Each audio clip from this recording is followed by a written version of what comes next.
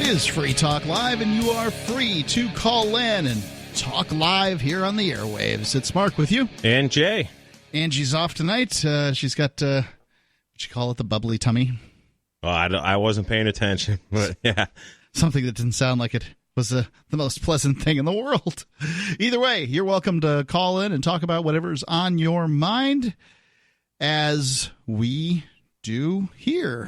We've got a couple of stories here that's worth checking out.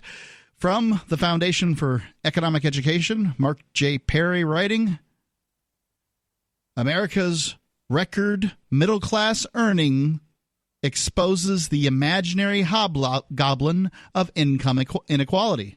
Americans are, by and large, more prosperous than they've ever been without being noticeably less equal. And that's not what we get told, is it, Jay? It's not what we get told, but on the other hand, when I see this headline and read the first part of this article, I think about, so the numbers are up, it sounds like, and the numbers in the stock market are up. And, well, guess what else is up? Inflation, because the Fed just keeps on printing money and printing money. Supposedly, this is inflation-adjusted stuff, though. Well, supposedly, inflation adjusted by who? The Fed? Or, following the guidelines of how the Fed, right. It's by economists using the calculation of the Federal Reserve. Which is, they call it 2%, but they don't figure like actual things that matter, like, the price of food, price of energy, Agreed. I will say that they don't figure things like food, energy, and housing, which are probably what Americans spend most of their money on. And that you'll see some places where housing has gone way up. You'll see other places where it's pretty cheap. You'll see, energy costs are probably lower than they have been by, inflation-adjusted numbers for a very long time. And let's see, food. I'm probably the worst person at this because every time I go to the grocery store, all I can really remember was before I met my wife and I used to go grocery shopping, I was upset that a loaf of bread had gone up from 99 cents to $1.25, and now it's $3. But when you're talking about food, are you talking about the government subsidized food, so stuff that's made from, wheat, corn, soy, canola, or fed wheat, corn, soy, or canola? Correct. Because all beef, chicken, and pork is all subsidized too. Well, all corporate, large behemoth, like JBS, they're the largest like slaughter operation in the world, and they feed all that. El Cheapo, corn, basically government subsidized feed to everything. They just feed the cheap stuff. And these mega chicken and egg producers, they just feed the cheapest stuff on the market. That's not inaccurate, but it's also not inaccurate to say that's what most people eat. So if you're trying to compare apples to apples on this, then subsidized food is less costly for the average American family. But if you look at food that isn't subsidized, such as anything that's organic, is definitely not subsidized. There's no subsidy for organic spinach, or actually, I don't even think there's a subsidy for any vegetables. Right, I don't think spinach generally would be subsidized. No. But you'll definitely find subsidies for, beef and pork and stuff like that. But I would imagine most of the organic meats out there are probably not subsidized. Yeah, because allegedly to be organic, you can't feed it anything that has glyphosate in it, which is the killer ingredient, the mineral inhibitor in Roundup, which Roundup is basically Monsanto's, star child. And, Monsanto, just look at, Monsanto reps and lawyers and, then they work for the FDA and, agricultural whatever and whatnot. And in the government. And if you look at the food subsidies, the crop subsidies, in order to get a crop subsidy, what you have to do is follow Monsanto growing practices. So organic beef, if you buy organic beef, it should have no genetically modified crops have been fed to it, which would be about impossible to tell unless you were to have the actual beef tested for glyphosate. And then that would tell you really if it was actually organic or not, which is something that can be done. Thank you, technology. Oh, they can do that? Okay. So, but one of my good friends he's not an organic farmer, but he's not subsidized. Sure, when I had pigs at my house, nobody was sending me a check for those, and people would buy them because they were what I call sustainably managed, sustainably and humanely raised. But he sells hamburger for like I think it's like $6.50 a pound. That sounds about right. And and people say to him, "Well, I can go to Walmart. Yeah, sure. And I can buy it for, I don't know, what, $3 or $3.49, about half price." And he says, "Well, you could do that, but obviously you don't understand the difference between me and Walmart. And the stuff at Walmart is totally subsidized. And when it comes to real food, like you go right here in Keene, we've got this co-op, and they're proud that pretty much everything there is mostly organic, and they're very proud about that. But that stuff is almost double or triple what it's going to be a mile down the road in Walmart. It almost has to be, and the cost of that stuff is drugged down by the cost of a Bubba Burger or whatever that you're going to get at Walmart. So it's one of the things that we just sort of deal with in the marketplace. But let me go on with this article, if I may. So the Census Bureau released its annual report today on income and poverty in the United States 2017, with lots of new updated data on household and family incomes and household demographics through 2017. Below are 4 charts with commentary based on the new census data and household income through 2017. Shortly, they're going to show analytics and that sort of thing. So median and average household income and average household size. An average household income in 2017, let's see, the median income last year is of $61,372. So $61,000 was an increase of 1.8% from 2016 and brought median income for the United States households to the highest level ever. Ladies and gentlemen, median household income is at the highest level ever. So is the debt. Yeah. Well, this money comes from somewhere, and it has to go somewhere. You're not paying it, though. I mean, the government just piles on the debt, and no one ever pays it. Well, it can't be paid off. It's mathematically impossible to pay off this debt. Right. I mean, I'm not saying I'm not saying this is all good news. What I'm saying is that what we are told over and over again through the media is that the rich are bilking us through the government and making us all poor. The middle class is nearly gone and blah, blah, blah. Well, I'd call $61,000 a year middle class. And this is the highest it's ever been. And the median means that there are half paychecks above this and half the households below. Half the households are above this and half the households are below this. But I wonder what the gap from the 61,000 to the to those that are making billions. Is. Well, I mean, the Carnegies, the Mellons, the I can't even remember all their names. The Rothschilds and the Roosevelts and whomever. All these people there's always been a group of families that make more. Oh, absolutely. And the simple fact that there are people who have more and that you have a television and you can see what their lives are like does not mean that your life sucks. Sure. Any more than it ever did. Or any other family that might have been in your particular bracket ever. The number of people living in poverty in the United States since, let's see, it was about 1860, I think, was about 85% of families under the poverty level. And now you have very few. And the poverty level includes people who have like smartphones and stuff. Sure. Now, they might be food insecure, but they're not hungry. Well, yeah, I mean, anybody can get food stamps. Yeah, and a lot of, like when I was in Colorado, a lot of the homeless people, a lot of them were, they didn't look like they walked out of, Camp Auschwitz or nothing. Right. They looked pretty well fed. I was had a guy asking for money for me today, and he said he was hungry. I was like, you don't look hungry, and I walked off. He didn't look hungry.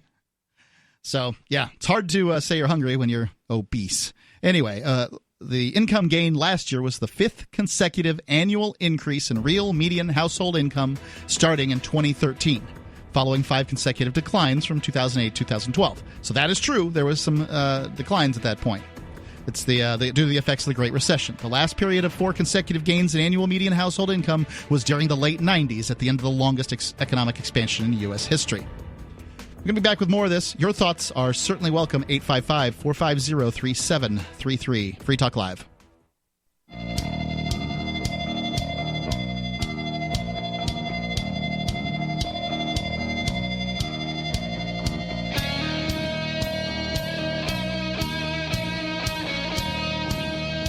Free Talk Live. Call in, talk about whatever you want to talk about. We're talking about at this moment in time this sort of myth of the growing wage gap. It's just not happening, best according to the Foundation for Economic Education. And, well, they're using U.S. Department of Finance or whatever, some department here's numbers. I wonder if the U.S. Department of Finance asked the people who are pooping on the sidewalks in San Francisco, what's your income? They would conceivably have to, but nobody asked me. No, well, they're guessing in a lot of cases. In your case, you're a non-person as far as they're concerned. You don't even count in their numbers. In fact, I claim to be a non-person all the time. Yes. You don't want to be counted. No. I think that there's a percentage of the population that is at least as happy not working and not being constrained and whatever than there is, than they would be doing anything else. That I've talked to homeless people, and they're like, some homeless people, not all of them by any stretch, but some of them just don't want a job. Mm-hmm. Ultimately, I got a good friend. He's like 24, I think, or 25, and he does. He works for me a lot, and he works for a handful of other porks.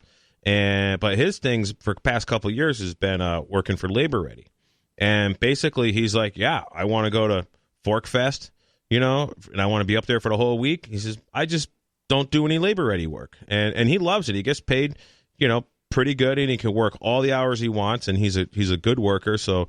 He's got like priority, and any morning he wants, he just clicks on the app, and 10 minutes later they're sending them off to a job, because there's like an app you can use with that, and a lot of people are doing that. So because I feel that the labor market in my lifetime, anyways, is the best it's ever been for the worker. Evidence is. For the worker. Let's go real quick. I want to tell you about My Magic Mud. This is the best for anybody with teeth.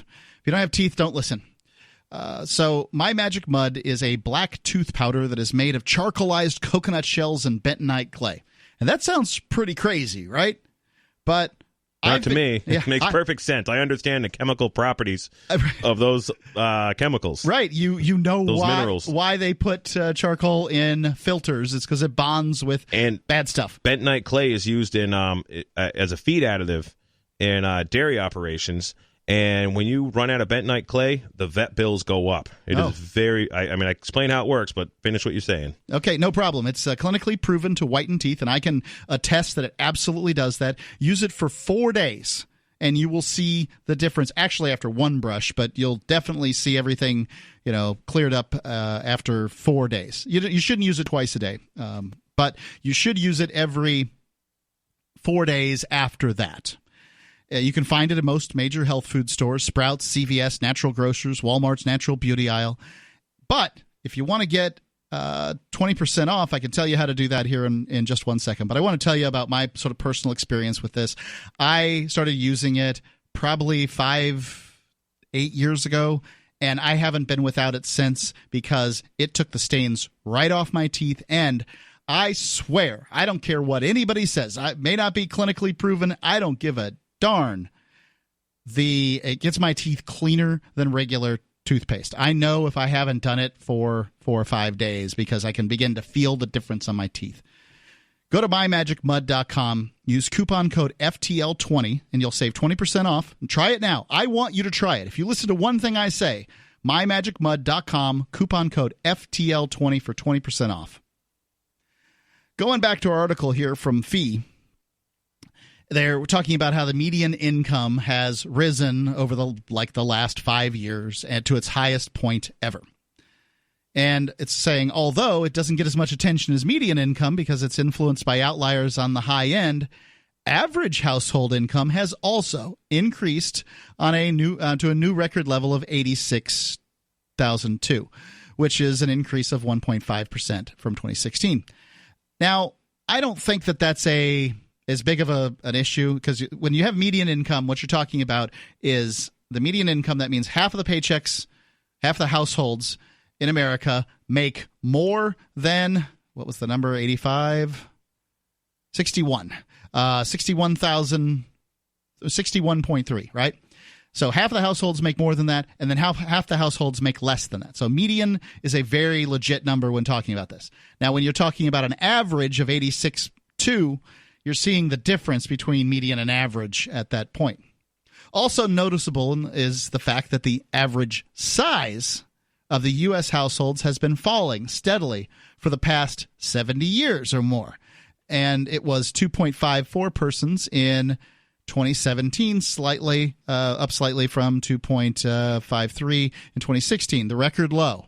The 2.54 average numbers per household last year was down by 0.5 persons from the 2.94 average in 1975. So there's 1/2 of a person less in every household over the course of basically, call it 40 years.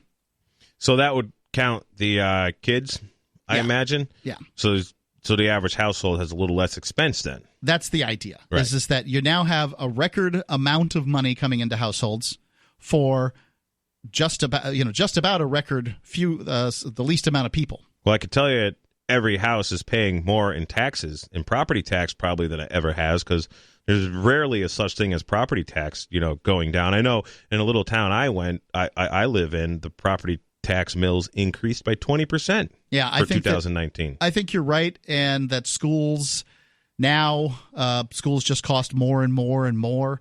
And that's because just at one point, they're given numbers here from 1947 when there was 3.56 people per household. In 1947, you didn't have a situation where everybody's a special needs kid and everybody has the right to education. The special needs kids were either educated with everybody or they were so far gone that they weren't educated with anybody. Yeah, like for example, there isn't a short bus. In fact, the short bus is for a couple of normal kids who live in a far end of town. I rode the short bus to school because I lived way out east, and they had to drag us. There's only like 3 of us. Today, there's so many kids with a special need and the autism epidemic. I mean, I was just listening to something about one of these school board things, and they were talking about the autistic kids, cost like $60,000 per year or something. But basically, that was what made like the school district where I am $20,000 per student per year. Yeah, and people are like, oh, that's crazy, and they're like, oh, the special needs, but there's more autistic kids than there's ever been. Well, I don't know if there is or isn't, but I can tell you this: the government bureaucrats definitely know that reclassifying somebody as special needs gets them more money. Absolutely. Parents know that reclassifying their child as special needs gets them more teacher attention. Yep. I don't know how children what voice they would have or how they would benefit, but the people who have control over the money and control over the spending understand the taxpayer has no voice. There's no way to say, well, let's do a taxpayer review of all these kids and see who really is special needs. I mean, you'd be thrown in the gulag for something like that. 855-450-3733. It's 855-450-FREE, as in Free Talk Live, or use our Discord lines at discord.freetalklive.com. Download the app there. Free Talk Live. Are you concerned that liberty, free market economics, and the values that made America great are no longer taught in schools? Well, so am I. So I got my son the Tuttle Twins children's book series. My name is Jack, and I'm 11 years old, and I just started the Tuttle Twins. So far, I have learned that some people can use the government to ruin the economy and destroy people's businesses. Give all the young people in your life a chance at reason and clear thought, because they're not going to get it at school. There are 9 books in the series, and each one teaches a set of ideas that children aren't getting elsewhere. Go to TuttleTwins.com and use coupon code FTL to get 40% off. Again, that's TuttleTwins.com.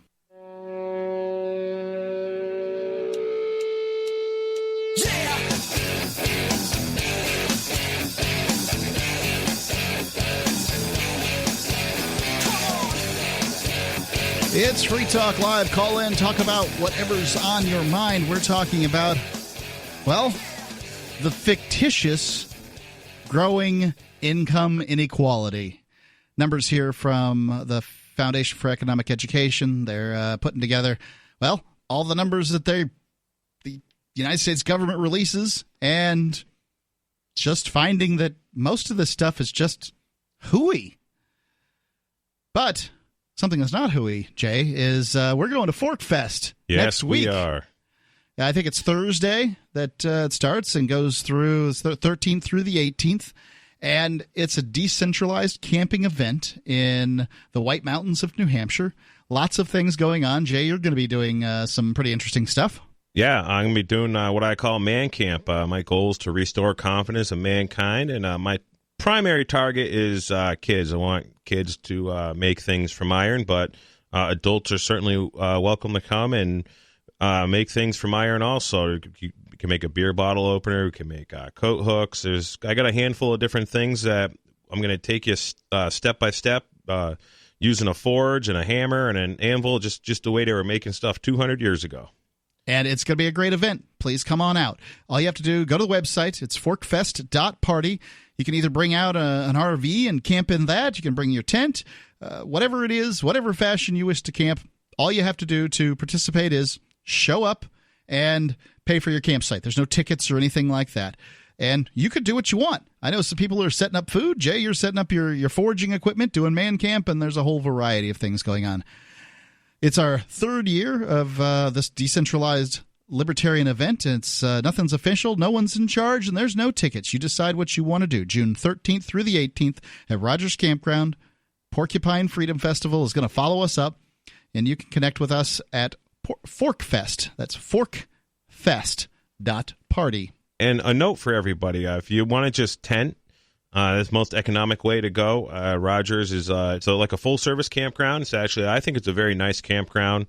So, they have showers and bathrooms, kind of all over the place. And what they do is, if you go take a shower and everybody else is, the water might not be that warm, but it's all there. So it's definitely not roughing it by any means. And they also have motel rooms there. Yeah, they have motel rooms you can rent too. That's absolutely true.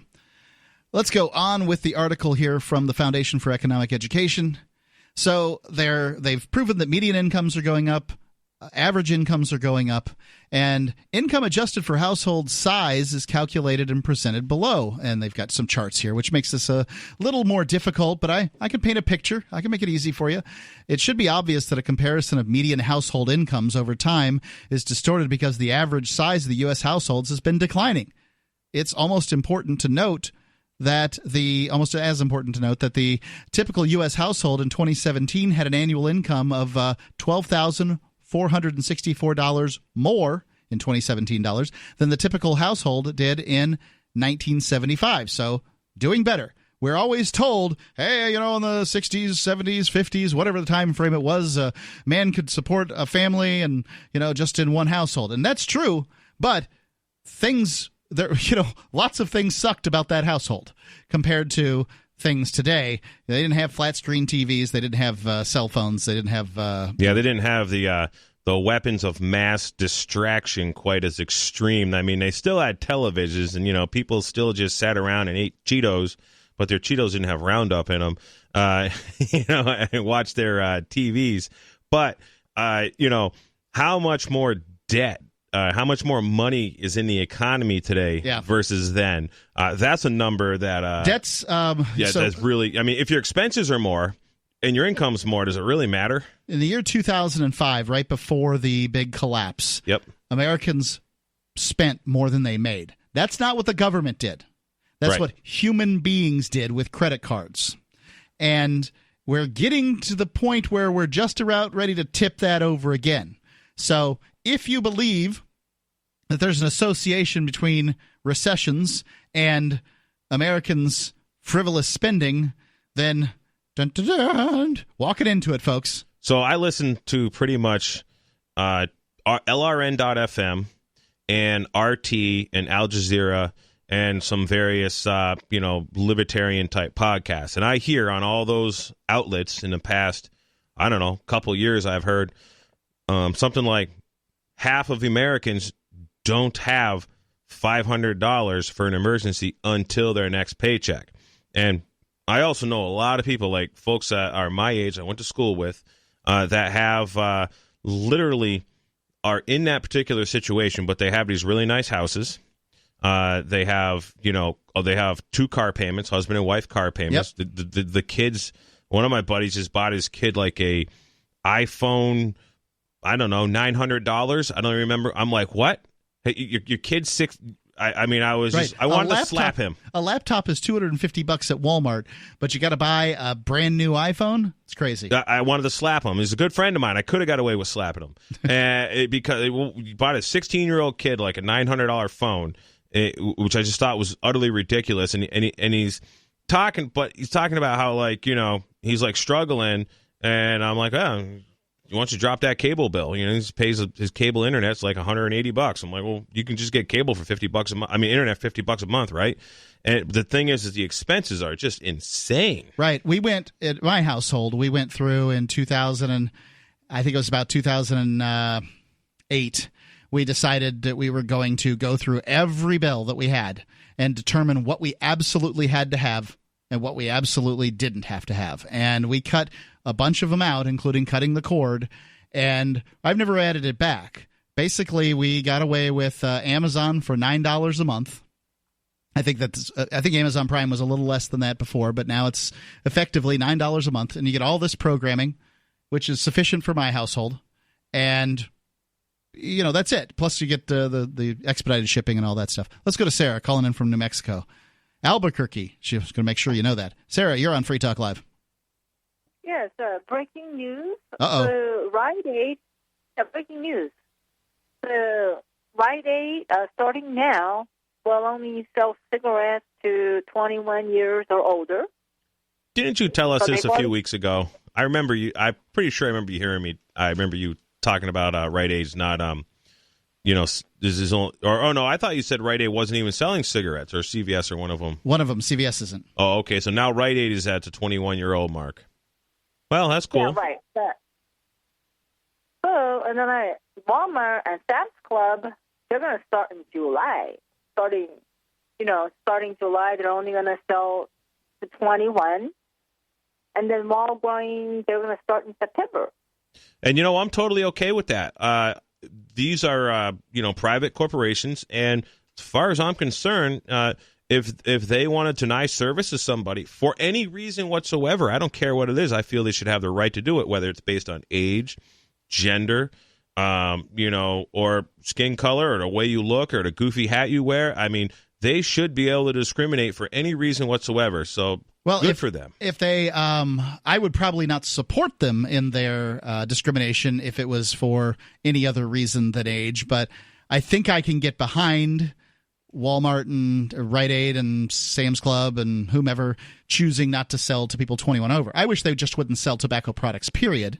I got a friend, he went to the local liquor store because his mom's a bad alcoholic, and he's like, dude, please don't sell my mom booze. And and they're like, no, we're going to keep on selling it to her. And, oh, your mom's a sweet lady. We like her, you know. But, yep. Sure. Well, it's hard to get the drug dealer to stop selling the drugs. It is. So I got to applaud them on that. Sarah, thanks for the call. Breaking news, in fact. The number's 855-450-3733. It's 855-450-FREE is in Free Talk Live. This article here from the Foundation for Economic Education is basically saying that, well, Americans are making more money than they've ever made before from a household standpoint, and we're going to show how individually they're doing better than they ever have before. And there's more money in the economy than there's ever been before. 855-450-3733. Free Talk Live, 855-450-FREE.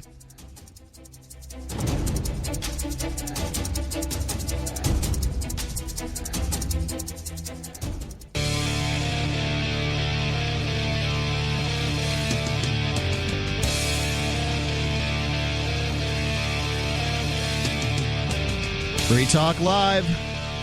Call in, talk about whatever's on your mind. That's what we do here on Free Talk Live. It's Mark with you. And Jay. Jay, let's go to the phone lines here real quick. Let's go to Kenneth calling in from Colorado. Kenneth, you're on Free Talk Live. What's on your mind? Well, good evening. I got back to the office today from my lunch to find out that my YouTube account was suspended. Oh, my. What'd you do? Video. Yeah. Well, it was a video that I put up. I'm presuming because they don't actually tell you. You're familiar with that. Yeah, process. they're not very forthcoming. Yeah, you don't get an operator when you call that number, do you? Yeah, it seems like they don't want a legal challenge, which is why they're cagey. That's my guess. But in this case, it was probably about a video that I posted 10-plus years ago. You may recall when Obama was running for president, and he suggested the idea of national service for everyone. Yep. And John McCain, too, whom he was running against. Exactly. And I found another YouTube video of Adolf Hitler. I believe he was giving a speech to Hitler Youth, and I posted it and explained that this is what becomes of national service programs like this, and I entitled it The Original Service Nation. So I believe this was probably the one. Well, about 3 months ago, I started getting advisories from YouTube saying that in various countries my video wouldn't be shown because it has offensive material. Then I thought, well, sucks for those countries, and it's a lot of them, including the UK and Australia, Austria, France, and various other countries with lesser provisions for free speech. And of course, the ominous policies that have been coming down the last year or so. How many views did this video of yours have? I don't know. I couldn't even tell you now because I can't access my account. Any ideas? No, I don't. It couldn't be that many. Tens of thousands? I think it was probably... Thousands? No, not even that. Thousands. I think it was probably fewer than a couple hundred, maybe. Oh, wow. And I'm thinking some algorithm caught it because there's apparently a Youtubepocalypse going on today. Oh, yeah. Where supposed hate speech has been flagged for immediate suspension without notice. Not without prior notice. Okay. Because I got what appears to be a boilerplate email today. And again, I'm just presuming what it could have been because that's the only thing I've ever heard from them about. And again, they didn't say it was a strike against my account or it was any takedown video or anything like that. They just said that, that certain countries would block it. And so that's what happened. And I posted the account on Twitter, I don't want to use the word account because that's confusing. I posted the issue on Twitter, and apparently thousands of other people have been summarily, they say suspended, but they don't tell you for how long, and you're supposed to just send in this appeal, they call it. Now, are you suspended? And hope they respond to it. Are you suspended? Are you suspended, or do they just take down your video? No, the account is suspended. I can't log in. Okay. Well, and it's interesting that they would. A lot of people. They wouldn't give you any kind of warning, and then you're suspended. Well, they would be. The really funny thing is, before when they sent the video, the notices about the only video I ever heard anything about, they said what video it was, and they didn't even say this. They didn't even say that this time. Yeah. So I can't tell them, well, look at the video. It's obvious. They're not going to look at the video. Speech. Read the comments. There's, millions of videos are taken down in a day. They're not going to look at any of them. They're just covering their butts or, doing their best to do their whole shtick or whatever it is they're doing. I mean, I don't know if they're doing it to protect themselves or doing it because that's their politics. I have no idea. Yeah, I suspect it's a combination of covering their butts for all these Europe policies and all that, and having a leftist bias because let's not kid ourselves. There have been a lot of conservative and libertarian accounts that have been, shall we say, messed with over the last 3 or 4 years. I wonder if anybody's all about that. Anybody's compared. I'm sure that some people have compared Trump to Hitler. And if they have, I wonder what they've met today. Well, I know a lot of accounts like Taryn Lupo, who's an activist here in New Hampshire, and he is a YouTuber, and it really messed him up financially when they demonetized his account, and they demonetized Just like pretty much everybody that I know of that's in the, that's got a libertarian or an anarchist voice. Yep. Ernie Hancock on his show Declare Your Independence with Ernest Hancock in the morning is every week has several people say, oh, yeah, we were doing this and getting good money, and YouTube demonetized us, and YouTube deplatformed us, and, and then they, go on to other ones, and, they're just not able to get the revenue income like, YouTube was thrown out there for them. Yep. Well, I was lucky not to have that problem. But you were making a living off of a video with a few hundred views on it. Yeah, it's just not smart to be like financially dependent on YouTube. I mean, cool if you can make a lot of money off it, but man, if that becomes your like lifeline, I just think that's very risky.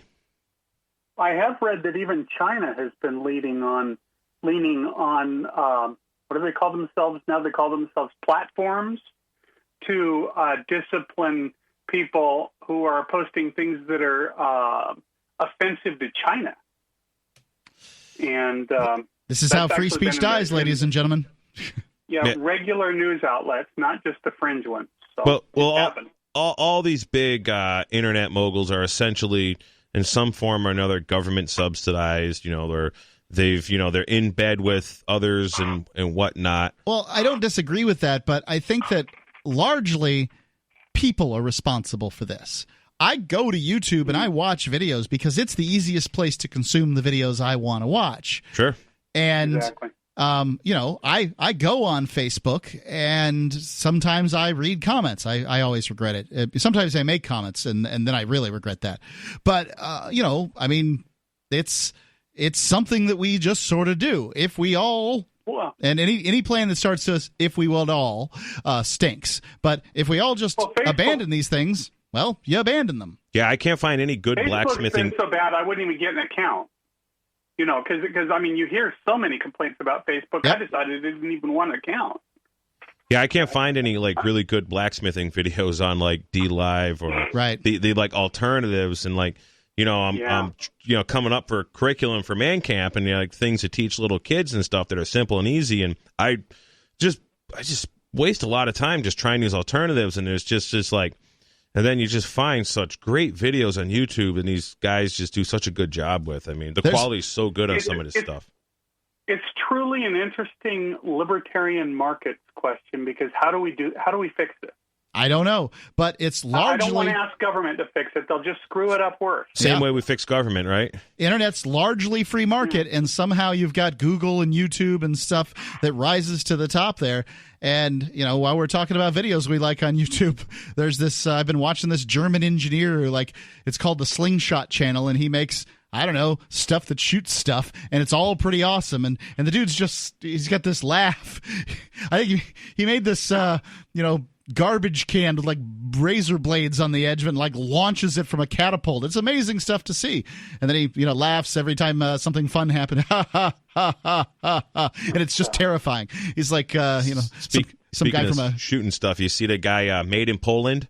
He does all these cool things with like chainsaws and he welds, and then he's got a buddy of his that makes slingshots that he runs them with cordless drills, and they're like rapid fire, like automatic assault slingshots. And, awesome. And he shows you how to build them, and all you need is a cordless drill. Kenneth, tell me how it goes, how your account gets unfrozen later, okay? Yeah.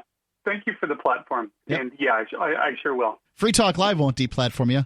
Unless, well, I suppose if you threaten people, then that's going to be a real problem. Which we have the right to do. Yeah, that's the thing is that I'm not going to come out against these companies' right to deplatform you. I'm going to come out against you using them. But I use them too. So it's hard to be too sanctimonious. Yeah, it's the users that give it all life. Same thing with government. If you use it, it's going to rule you. 855-450-3733. It's 855-450-FREE. As in Free Talk Live.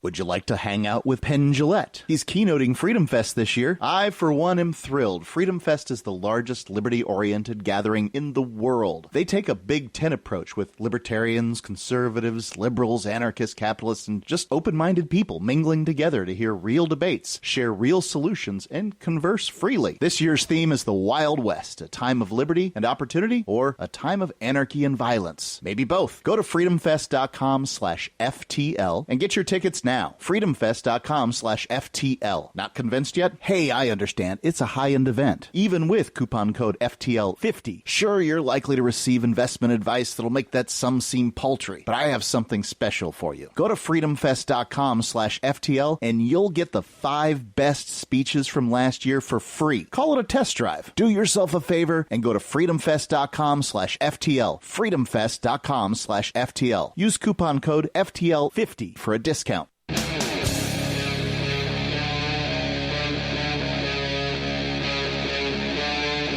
Free Talk Live.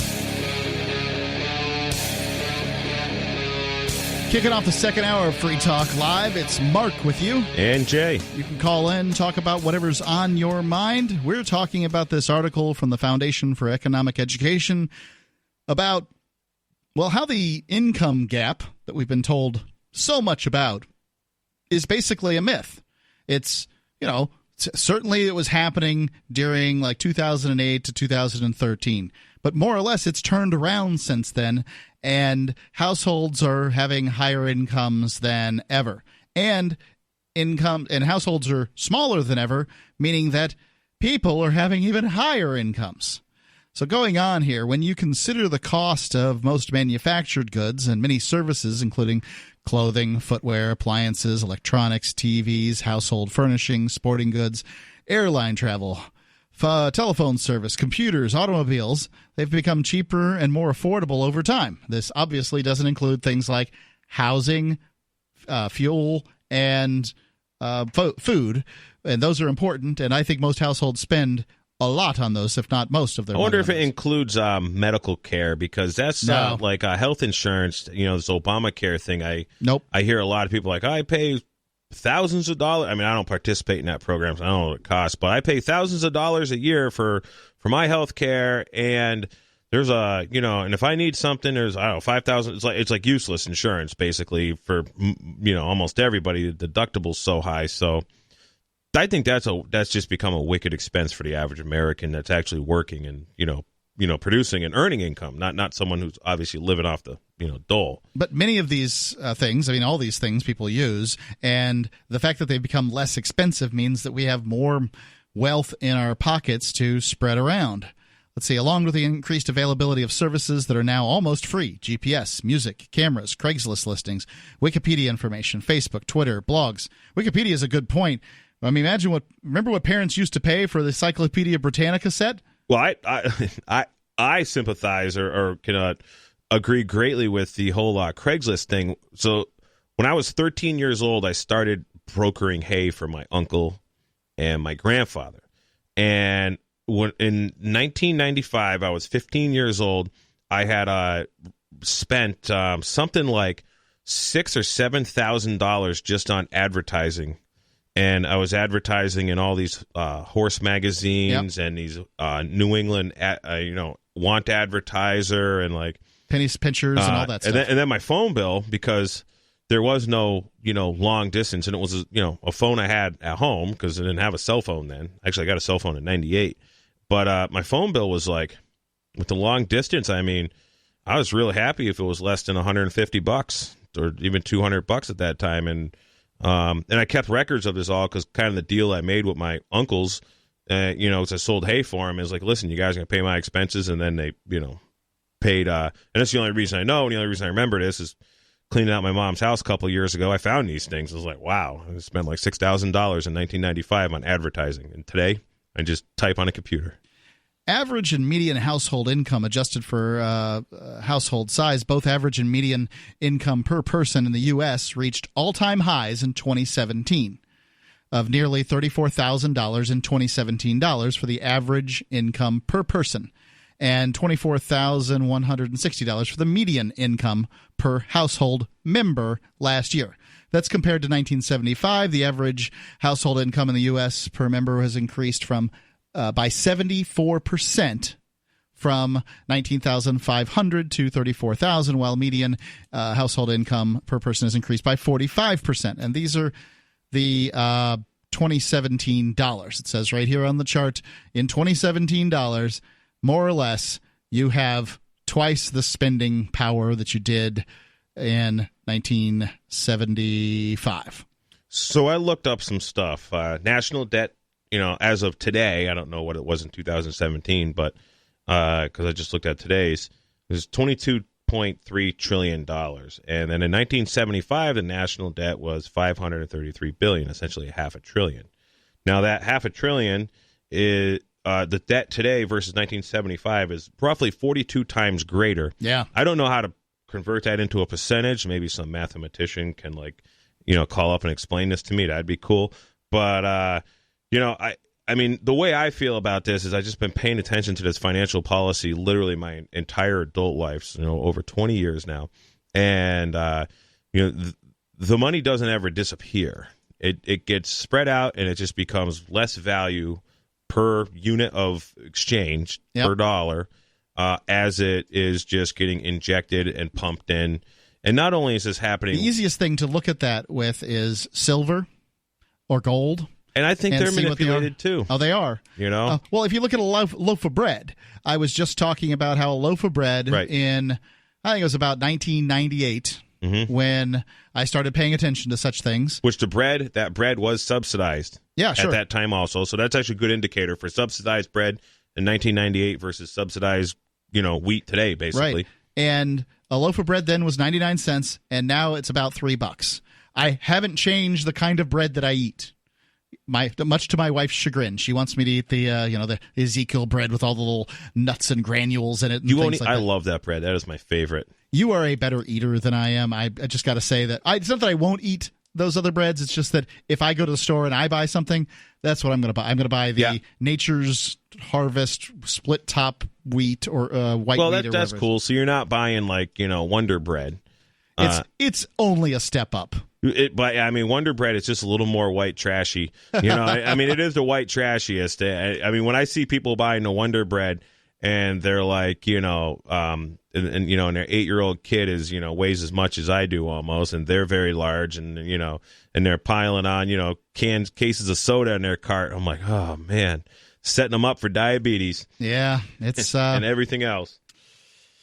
Well, so many eating habits are set so early on, and it's important. Yeah, that's why I don't believe a lot of these health diseases are hereditary. I believe they're environmental because well, they're you eat just like your parents usually. But it's hereditary whether you gain the knowledge from them or gain the genes from them. That's a good point. Yeah. Yeah, I mean, you're still getting it from there. Parents that are overweight tend to have children that are overweight, sure. And if you go from not being even if your parents weren't and you go to being overweight, then you start the cycle too with your kids, and it's rough. Anyway, so they've bring in another chart here which shows the real median family income for U.S. married couples with both spouses working. That doesn't mean that it's just two people; it's both spouses working. The chart above shows annual median income from 1949 to 2017 for families. By families with married couples and both spouses are working. Income for a typical family in this group reached an all-time high last year of $111,000, and the median family income for this group of Americans has been above $100,000 in 2017 dollars for the last 5 years. Since 1949, the real inflation-adjusted median income for married couples with two earners has more than tripled from $34,800. And since 1963, more than doubled. So this whole the middle class is disappearing thing, if it's not happening for you, if it's happening for you, then it seems very real. But it's not happening on the aggregate. If it is happening to you, I'm sorry that it's happening, but it doesn't mean people do move through the strata of what they call quintiles. So sure, and some people. They were in the lowest quintile. They worked their way up to the highest quintile. There are other people they were in the highest quintile, and their parents, because they were in the highest quintile, their parents didn't teach them how to manage money properly, and they make it down to the lowest quintile. And people move in between these quintiles all the time. That doesn't mean that the economy is tanking. It's not. When it comes to income gap, I think of a guy my dad was buddies with. He used to do some manufacturing in China, and he'd be like, wow, the income gap is huge in China. He says it's the only place in the world where you'll see a guy hauling his, goods to market with a donkey. Right. And, a $200,000 Ferrari pulls up next to him in the intersection. It's a crazy time. Yeah. And, I hope we're not seeing that anytime soon in the United States. 855-450-3733. Love to hear your input on this, because I'm sure you've been reading the same stories I have and hearing the same news. 855-450-FREE, as in Free Talk Live.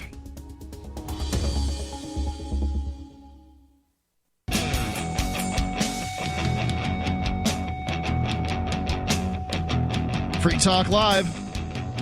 You can call in, talk about what's on your mind. It's Mark with you. And Jay. 855-450-3733. It's 855-450. Free as in freedom. I want to tell you about Cryptocurrency Wire. If you're trying to reach the crypto market, or perhaps you want to spread mass awareness of your crypto technology, either way, you need a communications company that specializes in the field, leveraging 35+ different brands, part of the Investor Brand Network and more than 5,000 downstream distribution partners. Cryptocurrency Wire combines the power of specialization with mass market reach. And with their help, you can start connecting with crypto-friendly journalists and more than 1.6 million followers. Their commitment is to get the most eyes possible on your big news while it's fresh. Domestic, international. They can reach 56 different countries and also provide translation services. Even if your company is important and relevant newsmaker, you need someone that specializes in the field to get your message heard. CryptocurrencyWire.com. We've used them on Free Talk Live, and we've had success. They broke the Jinja Uganda orphanage news for us, and I know we got 2 legit news articles out of that. And that's exciting. Here, CryptocurrencyWire.com. The angle, because it's cryptocurrency, was we had used Bitcoin and Bitcoin Cash to do the fundraising there. So we had had a cryptocurrency angle, and that was what made them want to work with us. It's always nice when you can fundraise with cryptocurrency. I just always encourage people to just not use this war dollar. I mean, for whenever you can. Yeah, it has a lot of benefits, especially you can get it over there very quickly. It's a heck of a trouble getting a bank wire over there, and cryptocurrency made it a lot easier. We hear going back to the fee article here, Foundation for Economic Education, we hear all the time about the rising income inequality in America. There are more than 100,000 Google search results for that term, about the rich getting richer and the poor getting poorer, or stagnant or disappearing middle class, all the recent income gains going to the rich, the lack of income mobility, and other narratives of pessimism. The rich are really easy to pick on, especially if, you need headlines and, you have all these college kids that have debt and, you got to, my generation doesn't want to work. The generation after me doesn't want to work even more. That's what it comes down to. So if they can, if they can find a headline that they identify with, or a topic, and even if it's wrong, they love running with it. Yeah, I'm not sure I could even work at the rate that I did when I was, say, 28 or something like that. But if I did, you'd have to pay me. Like, it's something really serious to get out there and do that kind of physical labor. So I feel you. But, there's a lot of people out there that are getting subsidies or checks or disability or whatever that could work. And another thing is too is like when I was in Denver, outside Denver, Colorado. If you could like pass a whiz quiz, you didn't smoke cannabis and you had like a CDL and go work for any trucking company, like all the oil guys, they were starting those guys at like $35-$40 an hour. Yep. Welders.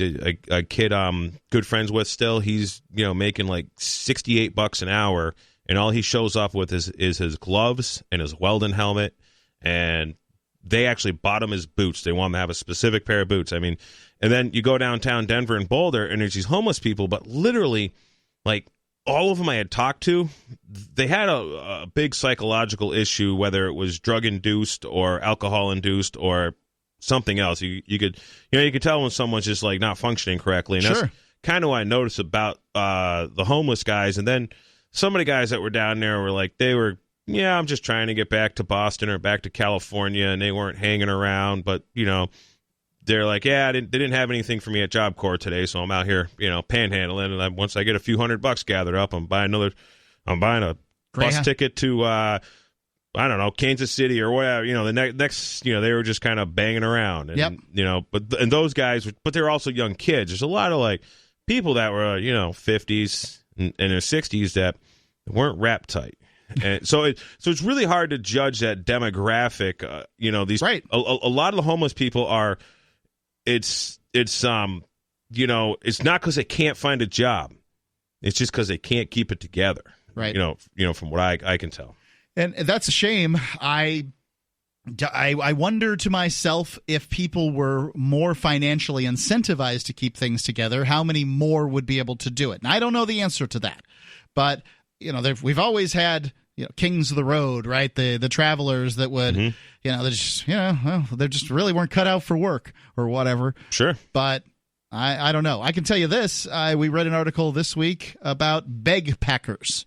These are young people who are traveling the world, and they're in these major cities. I heard it. Yeah. Bangkok and whatever, and they're panhandling or selling pictures of their tours or whatever, asking you to basically do a Patreon for their backpacking trip. And I'm like, wow, you got some guts to go to somebody else's country and panhandle on the street. The funniest scenario I ever heard of is there's a guy, I probably can say his name, but I'm not gonna, but he's what he would do is he would drive his pickup truck to a really busy intersection, I-25, north of Colorado, right about around Fort Collins. And he had a little homestead he lived on, and he was a machinist, and this guy could weld, and he had a bunch of the tools, and he was like handy dude, and he was just done with work. He was done with the man, and he was all dreaded up. He had a braided beard, and he would get out there and hula hoop. And if anybody drives south of Fort Collins on I-25, they know exactly who I'm talking about.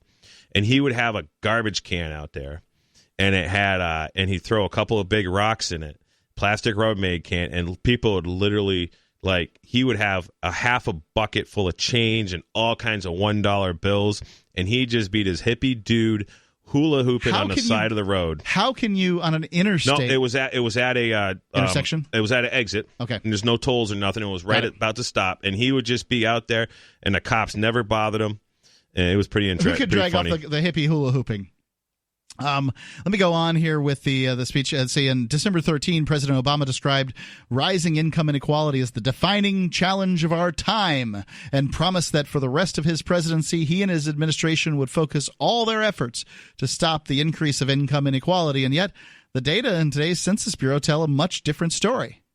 Let's see, the chart that they reference here above shares the total income earned by the top 20% and the top 5% of the U.S. households from 1993 to 2017. And in 1993, 48.9%, so basically 50% of total income went to the top quintile of U.S. earners. So 20% of people earn 50% of the money. And 24 years later, the income of the top 20% of households is increased only by basically 2%. So it hasn't really changed. Right now, in 1993, the top 20% made 48.9%, so 49%.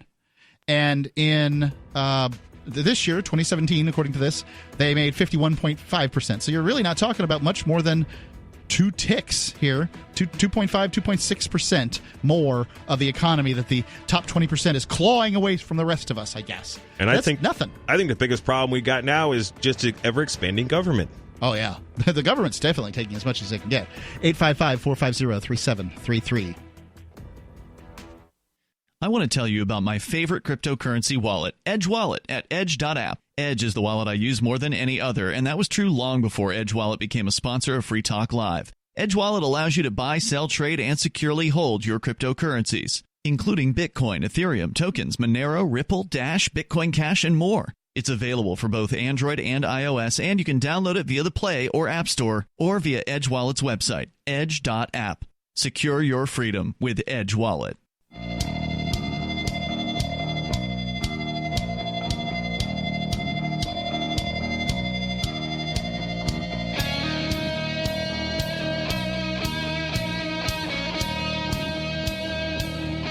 Free Talk Live.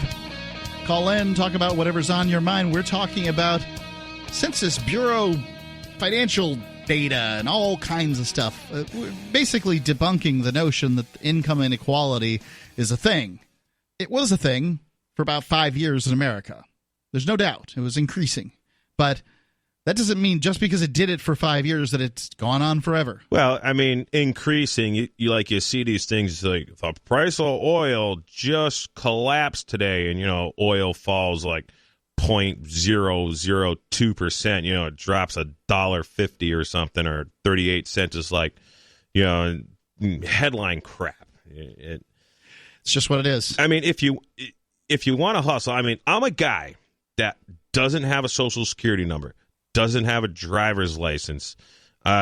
Nobody's got a harder time going to get a job than a white guy, without, that's not going to fill out a W whatever form, and it couldn't be any harder if you just refuse to fill out their forms, right? And I can't. I can't fill in some of these things, and I'm not going to participate. I'm not putting a Social Security number on there.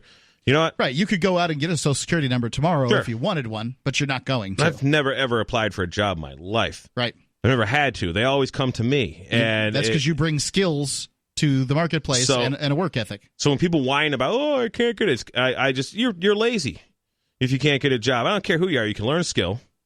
Yeah, and it's hard to tell a guy who's made his own way without a Social Security number that you can't get a job, isn't it? Oh yeah. Right. I mean, I got 4 or 5 at any one time, so there's no reason you can't get one. I've met a lot of guys who are immigrants to this country, and they're so amused by people who say they can't get a job. Oh, yeah. If you're willing to do it, you can get a job. Almost every, so-called illegal I worked with in Colorado, when they were working with me, I was one of their several jobs. They're like, oh, yeah, people hire me. You basically, if you can speak a little English and you're a Spanish fella, you're going to get all kinds of work. I'm a convicted felon, walked out of prison. I haven't been without a job, without gainful employment. How's that? Or gainful vocation. Sure. I've worked myself, and that's why I don't know exactly how to say it. Right. I worked for myself, and I worked for my family for a little while. But there's never been a moment, and I've worked for big corporations like Clear Channel and Outback Steakhouse. So you can't say that it's not possible. I've worked for both of them, and, well, I've never been without work for more than 2 weeks. Yeah, and a lot of it has come to is, you don't have to have a new pair of shoes. You don't have to have a shiny car. You don't have to waste your money on right. You stuff. don't have to keep up with the Joneses. Bitcoin.com is your premier source for everything Bitcoin Cash related. Bitcoin.com can help you to choose a Bitcoin Cash wallet, buy Bitcoin Cash, and show you where you can spend your Bitcoin Cash. You can read the latest news about cryptocurrency, engage with the community on their forums. You can learn more at Bitcoin.com. This website truly is the one-stop shop for everything crypto-related, and cryptocurrency is getting a lot more press right now. Now may be the time. Some of the funds that I help manage are pretty heavily into Bitcoin Cash because I think that that's the one that's going to, over time rise above the rest. And Bitcoin.com does too. They just launched local.bitcoin.com. Ian is supposed to give me a review of it here in the near future, but I don't know what exactly his experience has been. But he's excited about it. Local.bitcoin.com. I could tell you my customers that pay me in crypto past 6 months, I've pretty much been exclusively Bitcoin Cash because it's easier to use, especially when when the Bitcoin Cash fee is like less than a penny, and the Bitcoin fee is, $2, $3, $4.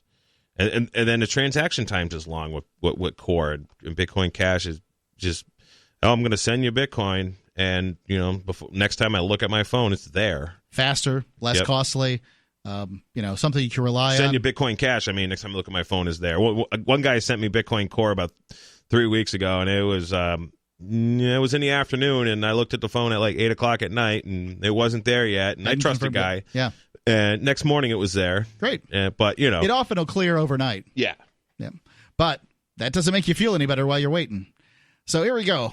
Back to this article from the Foundation for Economic Education. Whether we look at Census Bureau data on the share of total income going to the top 5th and top 5% of American households, or census data on Gini coefficients for the U.S. household income, there's very little statistical support for the commonly held view by the public, academia, and the mainstream media that income inequality has been rising in recent years or decades.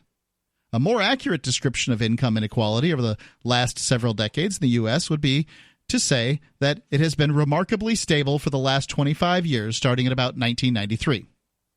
So why are we having a national debate about solutions on the non-problem of rising income inequality that doesn't even exist according to several standard Census Bureau measures? Because fake problems are easy to bicker over, and it gets a lot of attention, and it's good distraction. I mean, as media, I refer to the media as mushroom management, and you know how you grow a mushroom, right, Mark? Yeah, keep it in the dark and feed it bullcrap. That's right. That's right. So they say that they show a chart here of earnings since before 1970, and the chart above represents what might be one of the most important findings in the new census data. It confirms a trend that I've highlighted many times before, and that's the author here of the article. I got to scroll back up. I don't remember his name off the top of my head. It's Mark J. Perry. And like, I've been reading articles from Fee for some time, and they all seem to come down to this. But he says, let's see, yes, the middle class is disappearing, as we hear all the time, but it's because middle-income households in the U.S. are gradually moving up to higher-income groups and not down into lower-income groups. In 1976, only 9% of U.S. households, only 1 in 11, earned $100,000 or more. In 2017 dollars, so this is income adjusted, or inflation adjusted, last year more than 1 in 4 households were in that income category, a new record high. In other words, over the last half century, the share of U.S. households earning incomes of $100,000 or more has more than tripled, and that's in inflation-adjusted dollars. At the same time, all of these have been inflation-adjusted dollars. I just want to keep on powering it home because people have learned to look for that. The share of middle-income households earning $35,000 to $100,000 in 2017 dollars has decreased over time from more than half of U.S. households in 1967 to less than half in 2017. That means that the middle class is moving up, not down, as we've been told. So is the middle class shrinking? I mean, obviously it could never shrink because the middle class is always going to be... Yeah, there'll always be the middle. It'll be the third quintile. But actually the median in that third quintile and the average both are going up over the course of the last 5 years and over the course of the past 25 years. There was a period in the recent past, in the past decade, when they were going down in the first half of the past decade. But that doesn't mean that they're always going down. Just because somebody could write a story and just because they keep saying it over and over again doesn't make it true. There's lots of things the media says that the media continues to parrot that just isn't true. There's lots of money out there. The Fed just keeps printing it every day. Well, the money's still a representation of value, even though they're diluting it. Bottom line, here's some the key takeaways from the new census report on U.S. incomes through 2017. The 1.8% gain in real median U.S. household income last year brought median income to more than $61,000, the highest level ever recorded. The income gain in 2017 was the 5th annual increase and the first period of 5 consecutive increases in median household income since the 1990s. Compared to 1975, the typical U.S. household today has $12,000 more dollars in annual income, or more than $1,200 per month in real inflation-adjusted dollars to spend on goods and services, many of which has become much more affordable today than in the 1970s. And they need that to pay them taxes that keep rising. Yeah, the taxes are going to go up. There's a few more points here. You can find it at fee.org. We'll have it on the Telegram feed. Free Talk Live, 855-450-3733.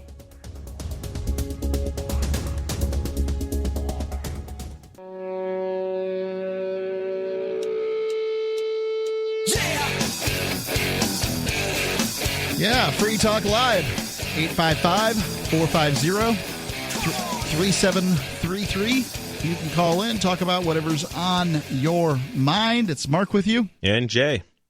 Just finishing up that article there from fee.org about the mythical income inequality gap. And if you want to find our show prep, it's always available. You can go through our Twitter feed. It's twitter.freetalklive.com if you want to find us, or at Free Talk Live on Twitter. You can go to join our Telegram group, telegram.freetalklive.com. Pretty much, you can our Facebook. We have lots of stories there, but we don't feed stories to our Facebook from our show prep because Facebook is a crappy service that deprioritizes those things, and it hurts our views and stuff like that. So Facebook's its own little world. I really like the Telegram, chat line or whatever it is you guys have, because a lot of times I get to look at Telegram and I'll scroll through some of the articles, and often I'll definitely read a handful of them. Yep. And a lot of it's interesting. And I just like the Telegram platform better than I've never used Twitter, but I like it better than Facebook anyways, just because it's more to the point. You don't have all the advertising crap on there, and everybody's crappy opinion. Yeah, and you can just I tell the Telegram thing. If you don't have the Telegram app, you should download it. Telegram, get the Telegram app and then go to telegram.freetalklive.com. We probably actually have a way for you to download the app right there too. And it's just got a lot of great features. I really like Telegram. Yep. So next story here. So if you want to get the stories we've read yesterday, and, well, just going on back, you go to telegram.freetalklive.com or twitter.freetalklive.com. We've got it all there. But this news story from the Hill, I think, is interesting because we see that the Democratic presidential field is ramping up. There's 24 candidates from which to choose at this point, and it does seem like there's a bit of a sort of old school Democrat versus the new, younger, more socialist Democrat seems to be the battle. I love the entertainment value of the Democrats and Republicans. I mean, I can just I can just troll the heck out of all of them, and I think it's great. I mean, the only guy I really like that's out there for the presidential, running this year is Vermin Supreme, because his actual ideas of free ponies is more realistic. It is cheaper. And a lot makes a lot more sense than all the other nonsense everyone else has been spewing on either side of the aisle. Free ponies would be cheaper than Medicare for all, that's for sure. And Vermin told me that he might make me minister of ponies if he becomes president, because I've been in the horse business my whole life. So right. Yeah, we're gonna have fun with it. There's going to be a real, demand for ponies is going to go way up if the government's passing them out. Oh yeah, I'll probably jump back into the hay business even more, and let's just have fun with it. A lot of people are going to get kicked. Toes stepped on. They're going to get bit. Some ponies are mean. TheHill.com. A fierce debate over socialism has erupted among Democrats, with several centrist presidential candidates warning the progressives that progressive proposals, on health care and the environment have dominated the primary, are a surefire way to get President Trump reelected. Three low polling contenders, that's John Hickenlooper, Michael Bennett, and former Representative John Delaney, are unloading on socialism or taking shots at Medicare for all and the Green New Deal, which have gone mainstream in the Democratic Party since being embraced by Senator Sanders, Warren, as well as Representative Ocasio-Cortez. The Green New Deal is nonsense from start to finish. Medicare for all, well, they could do that, and it might be a solution to what we have today, but what we have today is a problem caused by government intrusion into the medical sphere already. Yeah, Ron Paul explains it so perfectly. Like back in, if you YouTube, Ron Paul on Medicare crisis or healthcare crisis, he's got some great explanations on, from the inflation end of it, from the regulation end, and how like the government, agrees via Medicare to pay like $100 per aspirin. When you're in the hospital, this is why you go to ER and they give you 2 aspirins. It costs $200 because the fact that the government's just passing out this money like they're printing it out of thin air to these, hospitals and pharmaceutical and everything. It's just such a scam because of the regulation. It's also worth pointing out that when people don't want to be called socialists, they point out that they're not socialists, and when they do want to be, but they do want all the good news behind socialism. So socialism means state ownership of the means of production. Correct. Democratic socialism means, I don't know, people voting in leftist social welfare policies. Well, here's what I think democratic socialism means. It means that we privatize the profits and we socialize the losses. Yeah. And that's literally what's been happening. What was this tarnished a TARP bailout that was when Obama was coming in and yep. and Bush was leaving. Bush was leaving, yeah. And so they were both pro TARP, and it was like $860 billion that was given. We thought that was big. That was given to these banks, and it was because so many people couldn't pay their mortgages. And there is not an example of a single mortgage that was relieved, no, or forgiven, right, or paid off. They bailed out the banks, but they didn't bail you out. So they privatize the profits and they socialize the big banks and all the buddies of all the congressmen. They kept all that money. They keep all the money, and then when things go bad, they disperse it among the taxpayers. That's what democratic socialism is. Turns out taxation's theft, huh? It is, totally. Yeah. Hickenlooper and Delaney made waves with their warnings about socialism and Medicare for all at the California Democratic primary convention over the weekend in San Francisco, where they were booed mercilessly by the liberal crowd. Now they've become targets for the party's energized left wing, including Ocasio-Cortez, who encouraged Delaney to sashay away from the race after he said that Medicare for all would result in hospital bankruptcies and cost 150 million Americans access to health insurance. But the centrists are doubling down and warning that a leftward lurch towards socialism could cost Democrats the White House in 2020. I don't know who's going to win in 2020, and I do agree that Trump is vulnerable to some extent. Whoever controls the voting machines and counts the votes will win in 2020. I don't believe it. I think that they can be hacked, but I think they generally are not. I think they're hacked to a certain range. If they were hacked, Clinton would have won.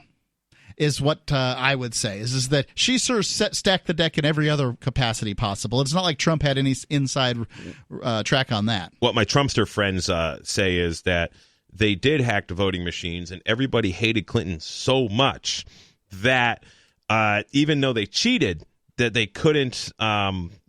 She still couldn't win. I personally don't know anybody who likes Clinton. No. I really don't. I've met people certainly who voted for her over Trump, but nobody particularly likes her. If we put socialism on the ballot in 2020, that sounds very risky to me, Delaney said on a Monday phone interview with The Hill. Lesson from 2018 is very clear. We flipped the House with moderate candidates. You can't argue that point. The seats we flipped were with problem solvers, not with litmus test ideologues.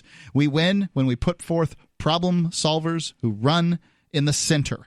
And, I mean, the likelihood of a sitting president losing the re-election is pretty low. The only times it's happened in my lifetime are Carter, and the economy was tanked.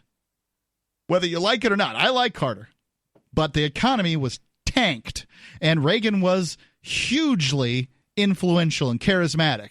And he had a big following anyways because he was a Hollywood guy. And he was the California governor and the Hollywood guy. So, there's the one. And then the other is Bush, and that's because Perot, the third-party candidate, they hadn't gotten rid of the third parties nearly as much in the early 90s as they finally did later. It's basically impossible with all the rules set up for a third party to do much of anything these days, as sad as that is. I don't want it to be true, and maybe some third-party guys won't like it that I say it, but best I can say is that basically the deck is so stacked at this point that a third party simply can't win. So it's not going to be because Bush basically lost because of Perot, and those are the two in my lifetime where a president has lost in the in his sort of second election. And I just don't think it's going to happen. Maybe, but I don't think so. And you're probably right. And with this socialism, I say, hey, another 4 years of Trump, and let's focus on bringing in socialism in 2024, because I don't want to be an old, crippled up man when socialism, takes hold. And I want my Bitcoin to become worth more money sooner than later. And as soon as the dollar collapses, or the closer it gets collapsed, the more my crypto's worth. That much is true. Your crypto and your gold will go skyward at that point. 855-450-3733. It's 855-450-FREE, as in Free Talk Live. I'm a little obsessed with My Magic Mud. Several years ago, I met Jessica Armand, the founder and CEO of My Magic Mud, and I didn't even know my teeth were coffee stained. A week's worth of use convinced me, and now I use it every 3 or 4 days. It's clinically proven to whiten teeth, and I think it cleans better, too. My Magic Mud's available at most local health food stores, Sprouts, Natural Grocers, CVS, Walmart's Natural Beauty Aisle, but I can get it for you for 20% off with coupon code FTL20 at mymagicmud.com. FTL20, mymagicmud.com.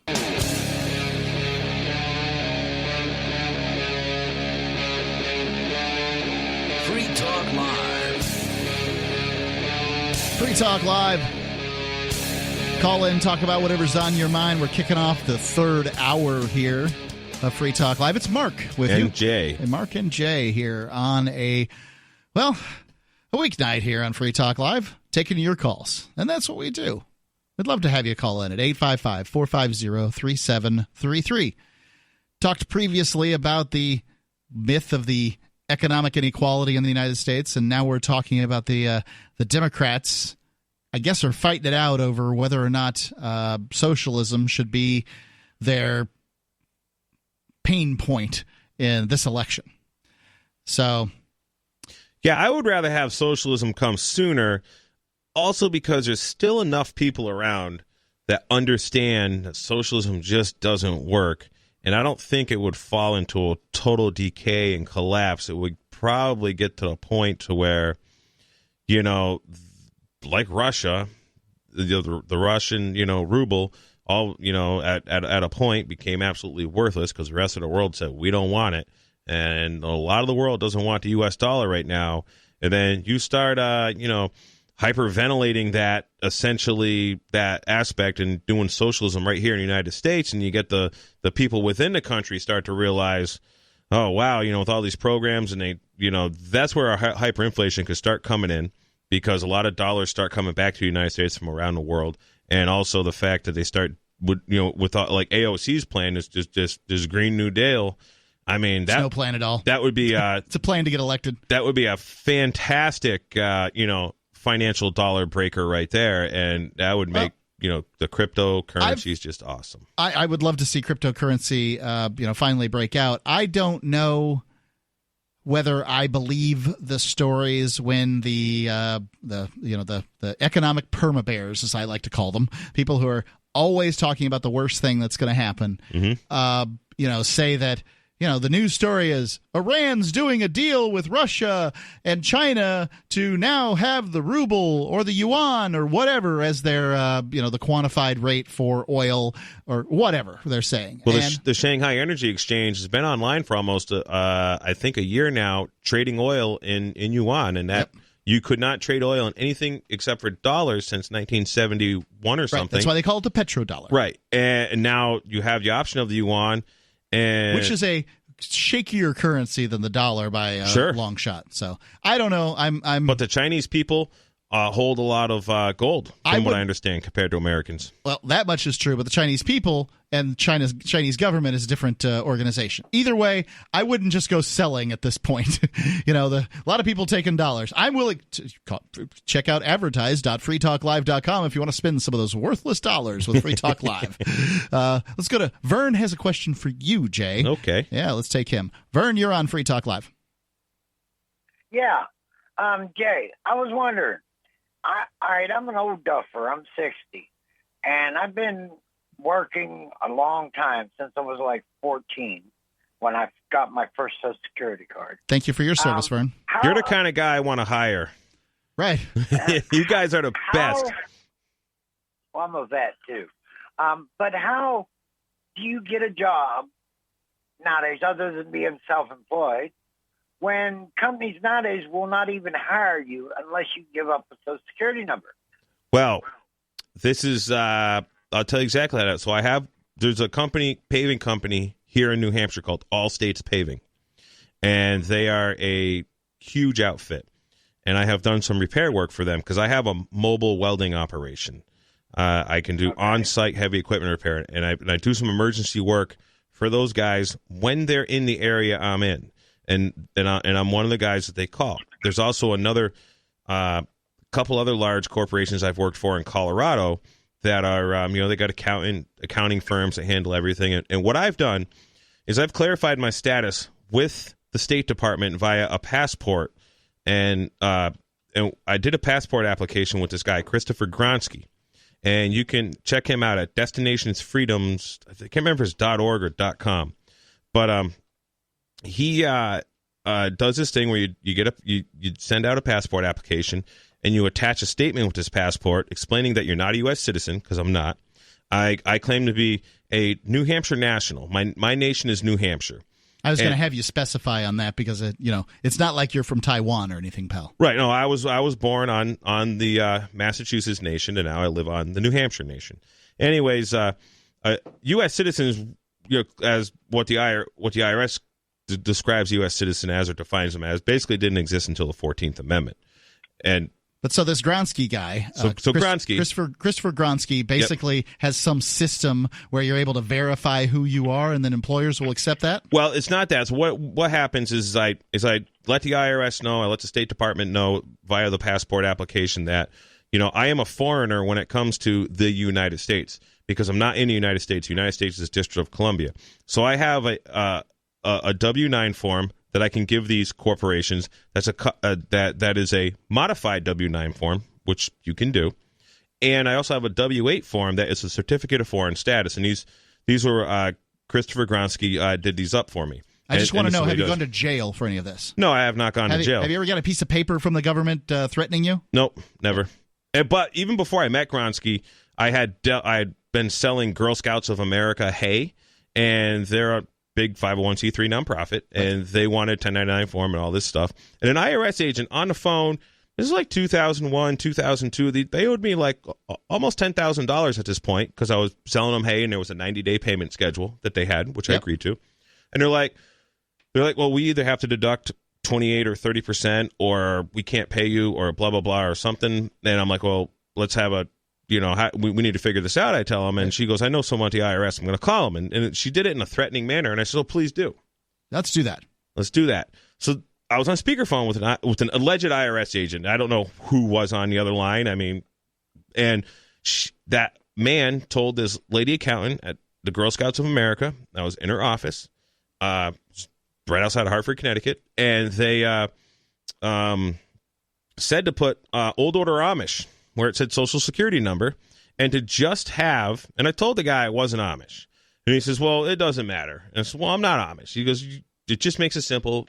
Just put that on there. And it basically... pay him his money. The rule with 1099 is that they have to have the name and known address, and they have to request it twice. The 1099 is not required. It is simply requested. So that if that corporation requests it twice, their thing is done. That's all they have to do. But anyways, when I provide them with a W-9 form that doesn't have a Social Security number on it because I don't have one, And a lot of people who Gwartney helps, they don't use a social security number anymore. It never belonged to them to begin with. Vern, let me get another question from you if you have any here, Vern. No, that's it. I'm going to hang up and listen to. It's fascinating, isn't it? And I'm sorry, I can't condense it a little more for you. But so I've worked for places. But what I will tell you, the thing is recently I worked for a company, and their accountant did not like my W-8 form. I bet he didn't. And I said, well, I'll talk to the accountant. And Christopher Gwartney was like, yeah, let's set up an appointment. I'll have a three-way phone conversation with the accountant, or I'll come visit this accountant in Manchester, which he doesn't live too far away because he's pretty accommodating in that sense, and wasn't tough. So the guy who owned the company is a little paranoid, I think, and he's just like, I'm not dealing with this, he says. That's happened to me once. But plenty of people have paid me, and... So when he said he's not dealing with you, does that mean he just stopped doing business with you? Yep. And, well, that's fine, because in your case, your labor is in demand. Sure, yeah. So as long as they're not, like in the case of the Girl Scouts in that circumstance, they were trying to take 90 days worth of hay and then pay less for it. Correct. And they were trying to extort you. Yeah, that would have really, really hurt me. Yeah. And actually, it's really good that it worked out the way it did. I mean, I was a little annoyed about it at first because this guy didn't want to man up and try to be the libertarian he claims to be. And I'm not 100% sure what's going on there, but there's no way I would have been able to service him this spring. There's no way I could have. Yeah, it's just too much work. And then I would have been the bad guy, and he would have been upset at me rightfully, essentially. Do good work, and then you don't need to worry about all the rest of it. Yep. 855-450-3733. It's 855-450. Free is in Free Talk Live. Check out our Discord lines. Go to discord.freetalklive.com. Download the app there. And then the call-in lines are right there in the upper left-hand corner. Discord.freetalklive.com.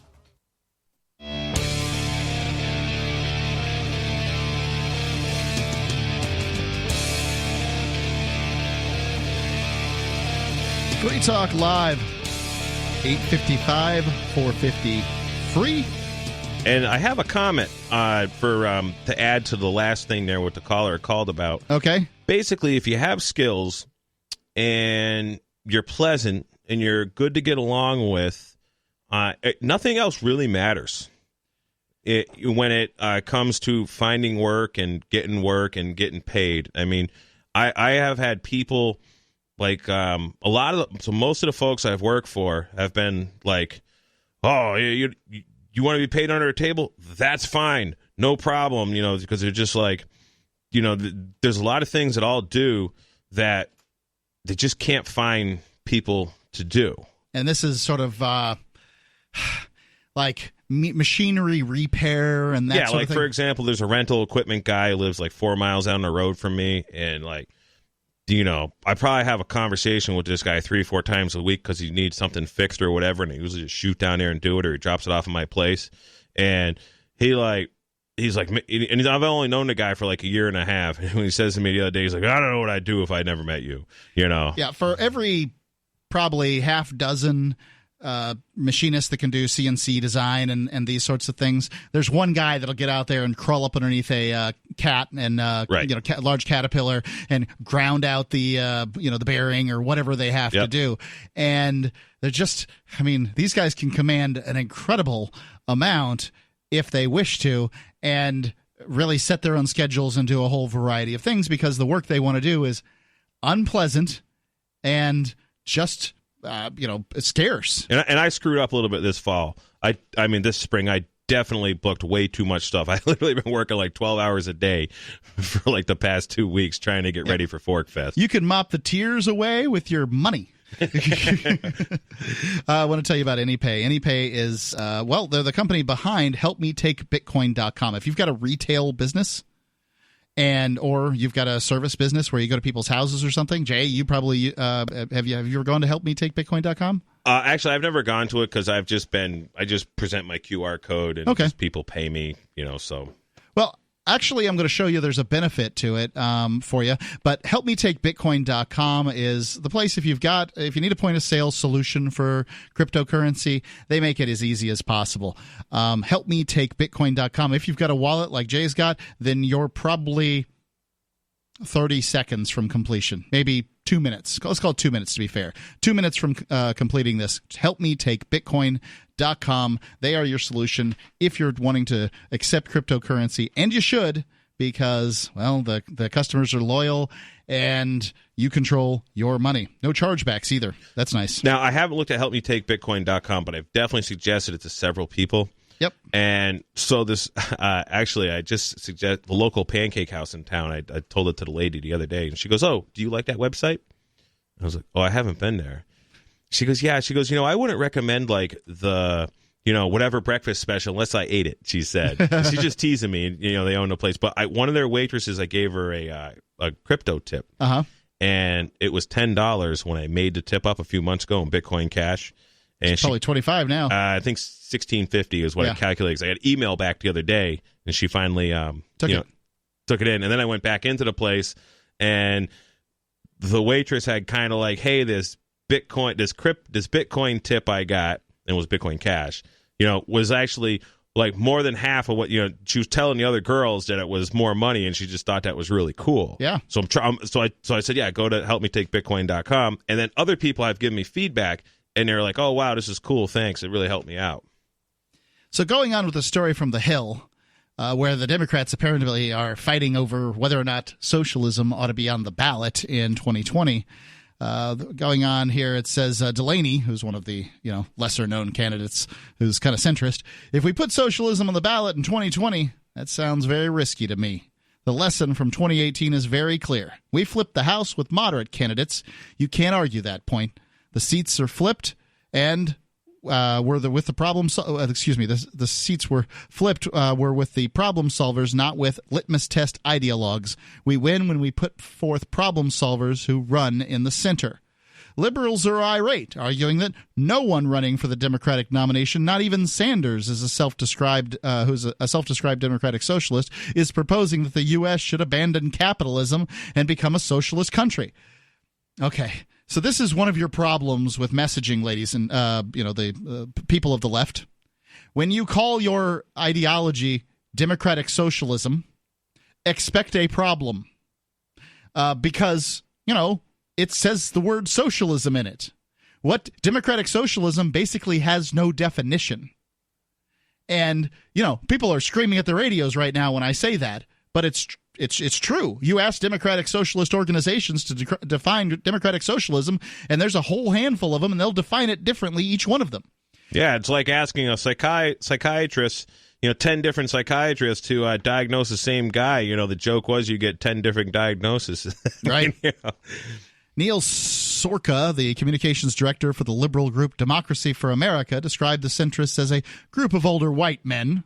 Got to make sure to throw that in, who think that their best path to relevance is in the primary. Okay. Their argument hinges on a Republican view of the world that anything that is not greed-soaked exploitative capitalism must be totalitarian communism, Sorka said. And that's the binary choice Republicans have decided on, and all these old, irrelevant white men are doing is bending to the way of thinking because they believe that it's a path to victory for their campaigns. Isn't Bernie Sanders an old white dude? Well, you're only old and white if you disagree with Mr. Sorka.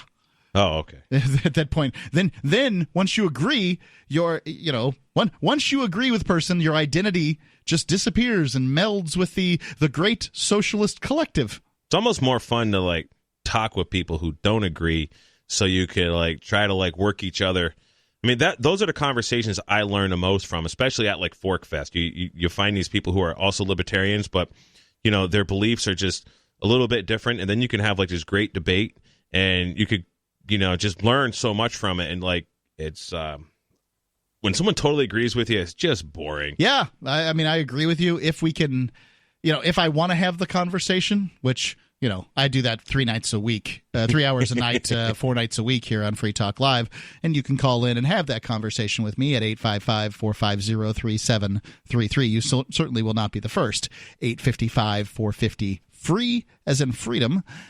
Democrats are bracing to see how former Vice President Joe Biden reacts to the controversy, noting that the primary's presidential frontrunner could ignite a vicious struggle between the progressives and establishment wings of the party if he sides with the centrists.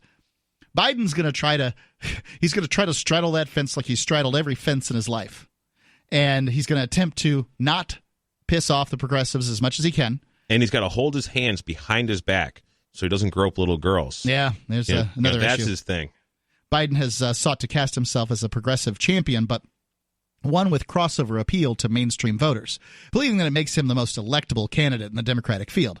Yeah, basically what he's done is said, I'm for the little guy, I'm for the poor guy, I'm for those things. Yeah, what the Democrats have been for those people for decades, and what have they done for them? There's so many crony things Biden and his son have done, like with the Bank of China and these Ukraine deals, and they're literally like mafia-style scumbags, the Biden family. And I think that's going to come out a little bit. Free Talk Live, 855-450-3733. 855-450-FREE. Listen, Free Talk Live. Free Talk Live has found that though U.S. financial institutions are prohibited from doing business with foreign gambling websites, it's not illegal for U.S.-based internet users to gamble on those sites. People have been using VPNs or virtual private networks to connect to sites like games.bitcoin.com and play games with Bitcoin Cash. Games.bitcoin.com features poker, blackjack, roulette, craps, keno, slots, and dice. You can conduct your own investigation at games.bitcoin.com.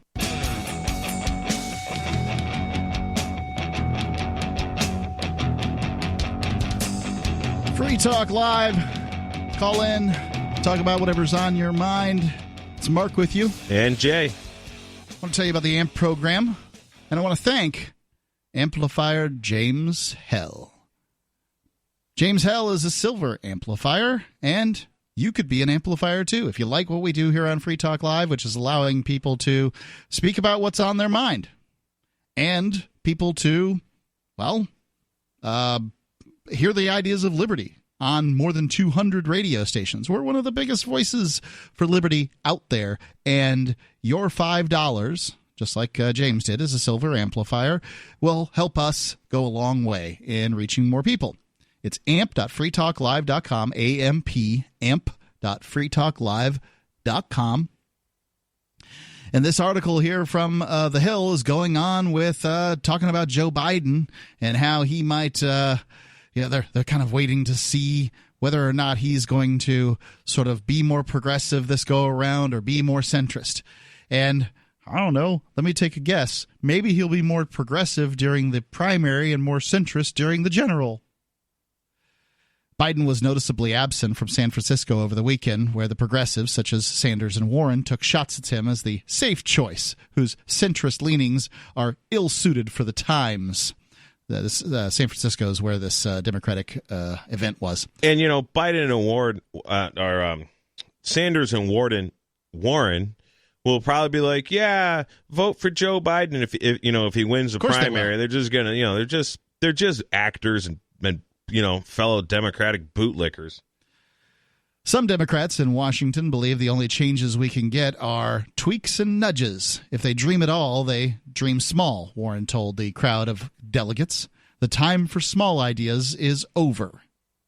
And, San Francisco is a great place to do your fundraising. California is a great place to do fundraising. But as we saw, Clinton carried California by a huge margin, and it didn't matter. Basically, if the United States would have been just a place where the president is elected by the number of votes, Clinton would have been in. But because it's the Electoral College and California only has so many electoral votes, even though it's the most, not enough. Doesn't do enough. So anyway, liberals have found Hickenlooper, this is one of the centrist guys, speech from the event particularly infuriating, with many viewing his remarks on socialism as an ad hominem attack that's irrelevant to the debate going on among the left. Hickenlooper was booed for saying, if we want to beat Donald Trump and achieve big progressive goals, socialism is not the answer. Well, he's probably right. The funny thing is that these people on one hand are like, well, I'm not a socialist. On the other hand, when you say something like socialism's not the answer, boo! Well, which one is it? Yeah, I got some friends that are like, I'm feeling the burn, the last election cycle, and they're like all pro-socialism. And then I start, well, I'll answer their post with the meme about how many millions of people died under socialism, and they're like, "Oh, they didn't do socialism right." Not that socialism. Bernie Sanders was an exciting candidate, and I'm not going to argue with that. I agree with a lot of what he has to say. Well, I don't know. But I think he lies. That's a problem. I think that mostly I consider him to have been an exciting candidate that activated, a group that was otherwise not going to be terribly activated. But at this point, I just think he's too old. Sure. It matters. Isn't like Trump one of the oldest presidents? Trump's the oldest president ever. Okay, that's what I thought. And Bernie would have been older, and I believe Biden's certainly their contemporary if he's not older than Trump. I don't know exactly. I don't have that in front of me. In an interview with The Hill directly following his speech, Hickenlooper went further, describing Medicare for all and the Green New Deal as massive government expansions that are adjacent to socialism and will turn off general election voters in key swing states. Well, the Green New Deal should turn you off because it is just a bunch of claptrap. I think I'm going to say something accurate, but I'm not 100% sure. But he's governor of Colorado, so I heard all locals talking about him out there. And when I say locals, I pretty much hung out with, jihadist Republican farmers. And they didn't seem to be really much against Hickenlooper because he really wasn't like a gun crusader, from what I understand. And there was definitely some other Democrats in Colorado who were slamming Hickenlooper for not being, a gun control freak. Yeah, a lot of people are single-issue voters, and the gun issue is a big issue for them. And Democrats oftentimes, especially these presidential Democrats, are coming down on the side of, reasonable gun control or whatever the terminology is that they're using. But, when I saw, for instance, Marianne Williamson come out with her little plan for dealing with guns right after the shooting over the weekend, well, it was basically everything that has been trotted out up to this point and had little to nothing to do with the guy who did the shooting. Right. And so, it's they've got these pat answers, and they're never going to let a crisis go by. Yeah, and they never they never blame the car manufacturers or the cars for the drunk drivers that kill people, and I think more people are killed by drunks than guns. Well, it's the killed part is murdered by guns. So homicide is different than suicide. So there's like 7 times as many people that kill themselves through suicide with a gun.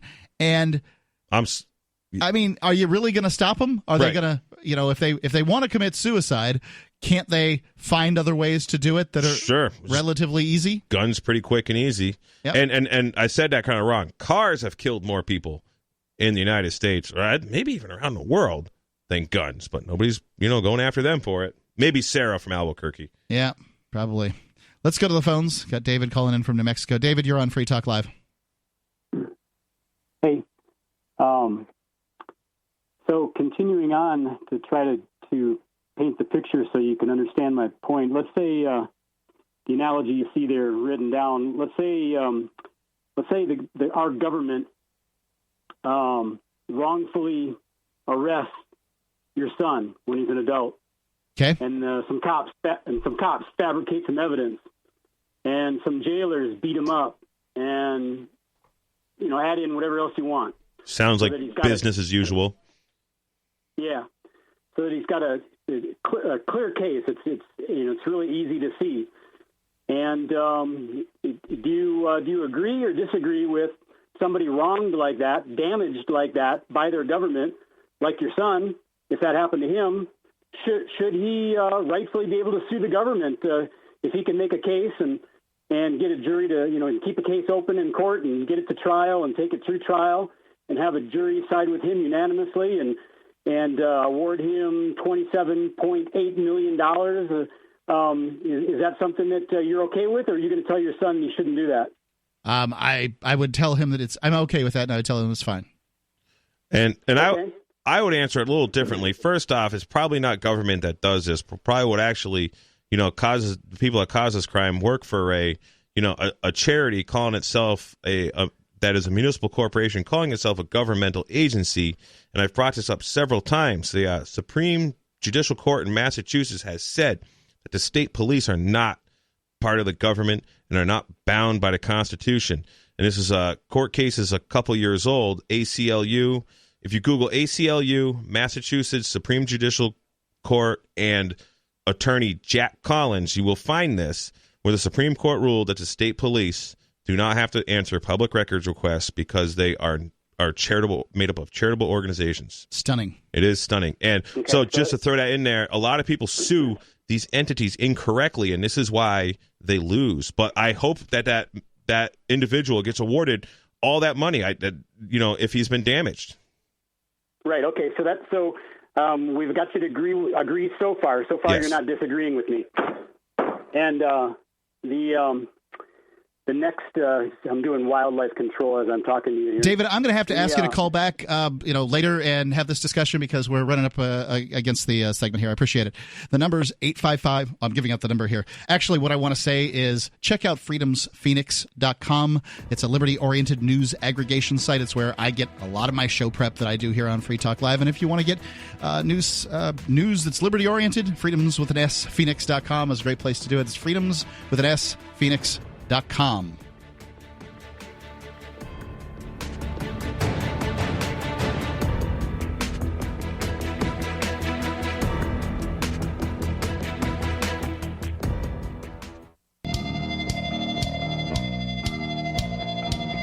All right, it's another edition of the Edgington Post Show. Mark Edge coming to you for Free Talk Live. Today I've got with me another guest who's going to be at Freedom Fest. You go to freedomfest.com/FTL and you can get your tickets. Today it's Professor Jim Gwartney from Florida State University. Delighted to be with you, Mark. Thanks, Jim. I appreciate your time here. Now, you caught my attention because your speech is going to be about the reduction of world income inequality. I'm told if I pay any attention to the news and the internet and opinion pieces and these sorts of things, that income inequality is a real problem. It's growing, and at some point we're going to have a revolution, and all the rich people, their heads are going to be on pikes.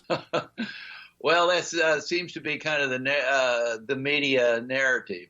In terms of understanding this issue, it's important to think of income distribution, income inequality in three different ways. One is, and the one that you generally hear stressed in the narrative, is income differences within a country, such as the United States or Scandinavian countries, sure, Brazil or China, etc. And of course, that's essentially indicating within a country the share of income derived by very high income people relative to lower income people. A second way that you can think about inequality is cross-country income differences.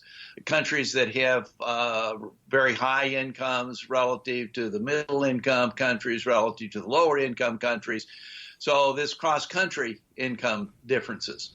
Right, and I'm told that places like Saudi Arabia and Kuwait and things like that, they have the highest income per capita or whatever. But actually there's a huge disparity in that some people get a whole bunch of money and most people don't. Right. And that then finally, third, you can think of income inequality worldwide. That is to say, suppose that you looked at the income of every person in the world, some living in high-income countries, some living in low-income countries, most living in middle-income countries, things of that sort. What would be the degree of inequality worldwide? And it's inequality in both of these last two areas, both the cross-country income inequality, that is to say the income levels of high-income countries relative to countries with lower incomes. That has declined, particularly since 2000. It was relatively level between 1980 and 2000.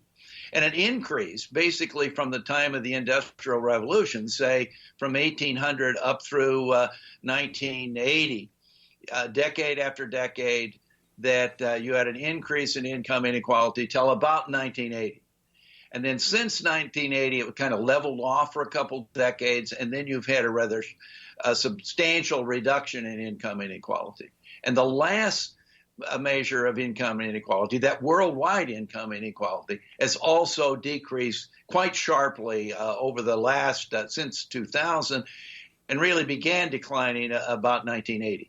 So that if we sort of think of looking at income inequality both across countries and for the world as a whole, actually, even though the narrative is constantly telling you about how income inequality is growing and all that sort of thing, it's actually declining. Just rather remarkable. So when you're talking about people here who are on the low end here, the poor people, you're not talking about American poor with smartphones and choosing not to do certain jobs because it's I don't know, they probably get more from their benefits than they do from the jobs, so why would they do it? You're talking about people who are in what we would call third world or even fourth world countries. I'm not even sure what that means, but I've heard the term used. And that their lives are getting markedly better, and that they are getting closer to having a life where they can make some money and raise kids and that kind of thing, right? That's right. And in fact, we really live in a remarkable time period. For the first time in world history, you've had quite substantial growth in per capita income. In fact, higher growth of per capita income than you had, say, during the 1800s and the first half of the 1900s.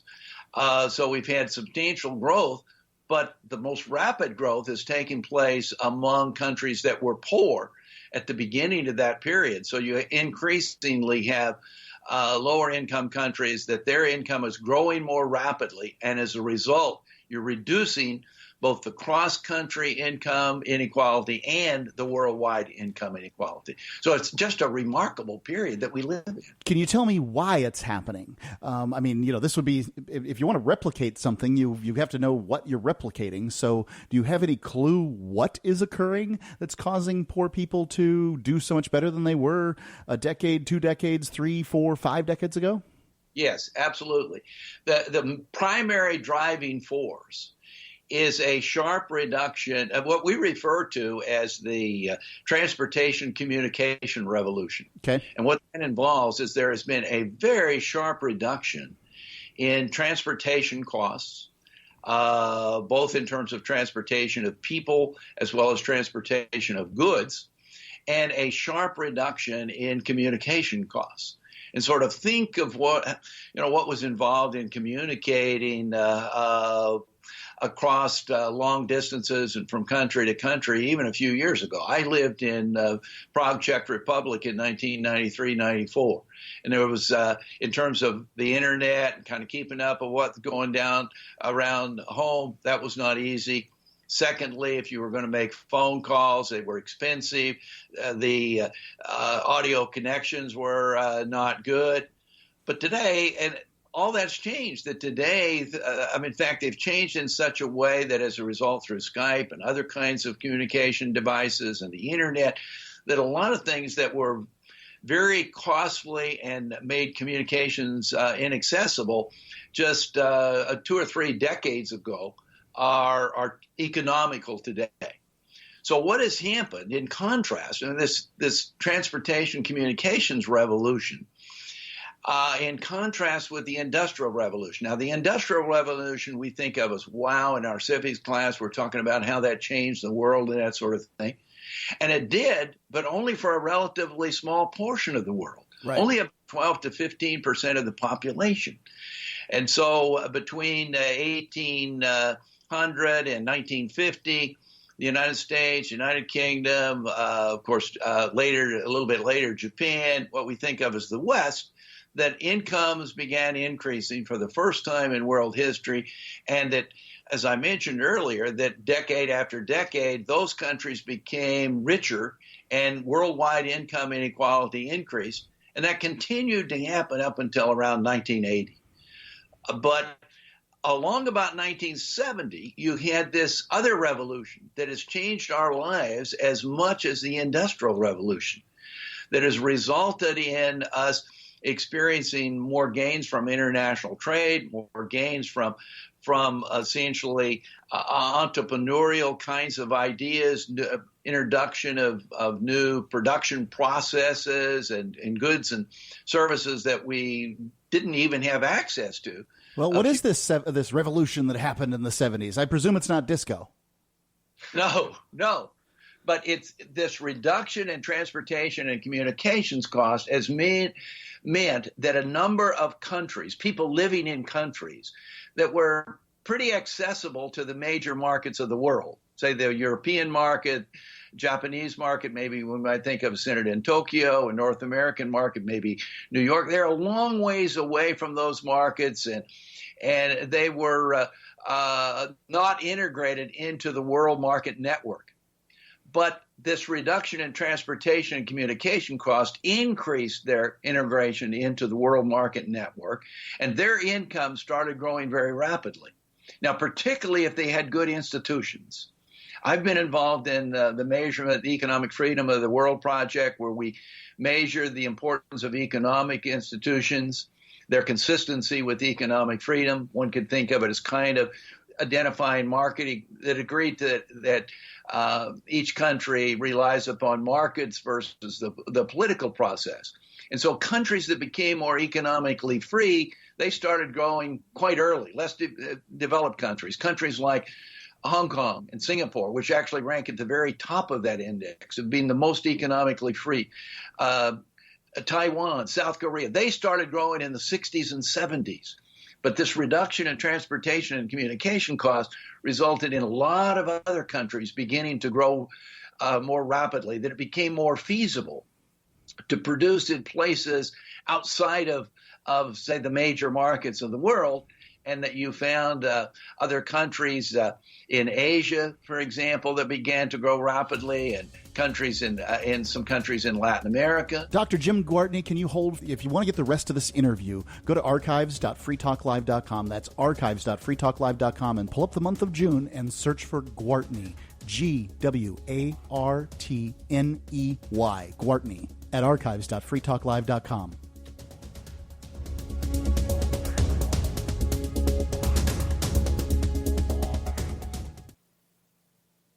All right, and we're back. Terribly sorry for interrupting there, Doctor. Yeah. So the most rapidly growing countries in the world since 1980 have really been these developing countries. And as they're growing more rapidly, that's reducing income inequality. And we can measure that. We can look, for example, in economics, we use something called the Gini coefficient, which indicates the degree of inequality. And we can construct that for this cross-country income inequality, and we can construct that for worldwide income inequality. And as I mentioned, it increased rapidly and consistently for 150 years after 1800 and right up to about 1980. And then it leveled off, the worldwide Gini coefficient, between 1980 and on into 1990. But along about 1990, it started declining. And the interesting thing is, since 2000, you've not only had the lower income countries, particularly those who have good institutions, growing quite rapidly and narrowing the gap relative to high income countries, but you have also had the sort of demographic factors that have not worked as well for high income countries. Increasing share of population, say over 60, and more people are outside of the most productive age brackets of maybe 25 to 59. And that will has slowed income growth in the high income countries, and therefore you've had a very substantial narrowing. That Gini coefficient, Mark, in 2015, measuring worldwide income inequality, is actually lower, that is to say, less income inequality than it was in 1950. So in a relatively short period of time that we've actually reduced income inequality by a larger amount than we did in than the increases over the previous 50 or even 100 years. It sounds like it's a real revolution, and it's gone unheralded. In fact, the heralding, as it were, is heralding in the other direction. They're saying that the problem is getting worse, not better, or at least that's the impression that they leave us with. One has the ability to lie with statistics, I suppose. But can you tell me, sort of, as opposed to the statistics, can you tell me some of the real world ways that this is helping poor people in these countries around the world that are suddenly springing into sort of the modern age. Yeah. Well, in terms of why it's happening, it really is its integration into the worldwide market economy, which is something like a network. It's a little like a telephone or the internet, that if you're the only person that has a telephone, it's not very valuable to you. Right. But if you have thousands of other people who have telephones, then it becomes more valuable. And when you have millions of people who are a part of that network, it becomes even more valuable. And of course, we've seen that with telephone systems and then more recently with the internet. Well, the worldwide market is like that. And so as we integrate more people into the system, it increases the gains that all of us are able to enjoy, but it particularly increases the welfare of those individuals who previously were not part of this network, and now that they are. And the sort of primary evidence that we see of that is this huge reduction in worldwide poverty, that the poverty rate worldwide was roughly 60%. Now, this is the extreme poverty rate. It's defined by the World Bank. It's basically equivalent to individuals who are making $1.90 a day, roughly around $700 in terms of 2011 dollars. So we can sort of identify the number of people who have income levels above that threshold and below that threshold. Well, in 1980, 60% of the world's population was in extreme poverty. That figure today is less than 15%. Wow. So there's been a 75% reduction in worldwide poverty. So is it getting faster as far as getting rid of, or is there going to be this last, difficult, very difficult percentage to eliminate that it's in the world poverty rate, or is that something that's going to just disappear? Is extreme poverty going to disappear in 10 years or what? I think that it's certainly going to continue to decline. And part of, in a way, to reduce it when you get down to where there's only 15% of the world's population that are poor, it becomes increasingly difficult to reduce it by another 1% or 2% or et cetera. There's that part's true. Yeah. But it's also true that the growth rates today, growth of per capita income, and therefore what it is that's pushing the poverty rate down, is more rapid today than it has been in the past. That, for example, I mentioned, the United States, United Kingdom, we would think of as being the leaders of countries coming out of the Industrial Revolution. And those countries, interestingly enough, never grew above 2% any decade during the period from 1800 on up through to World War II, 1940s, 1950s.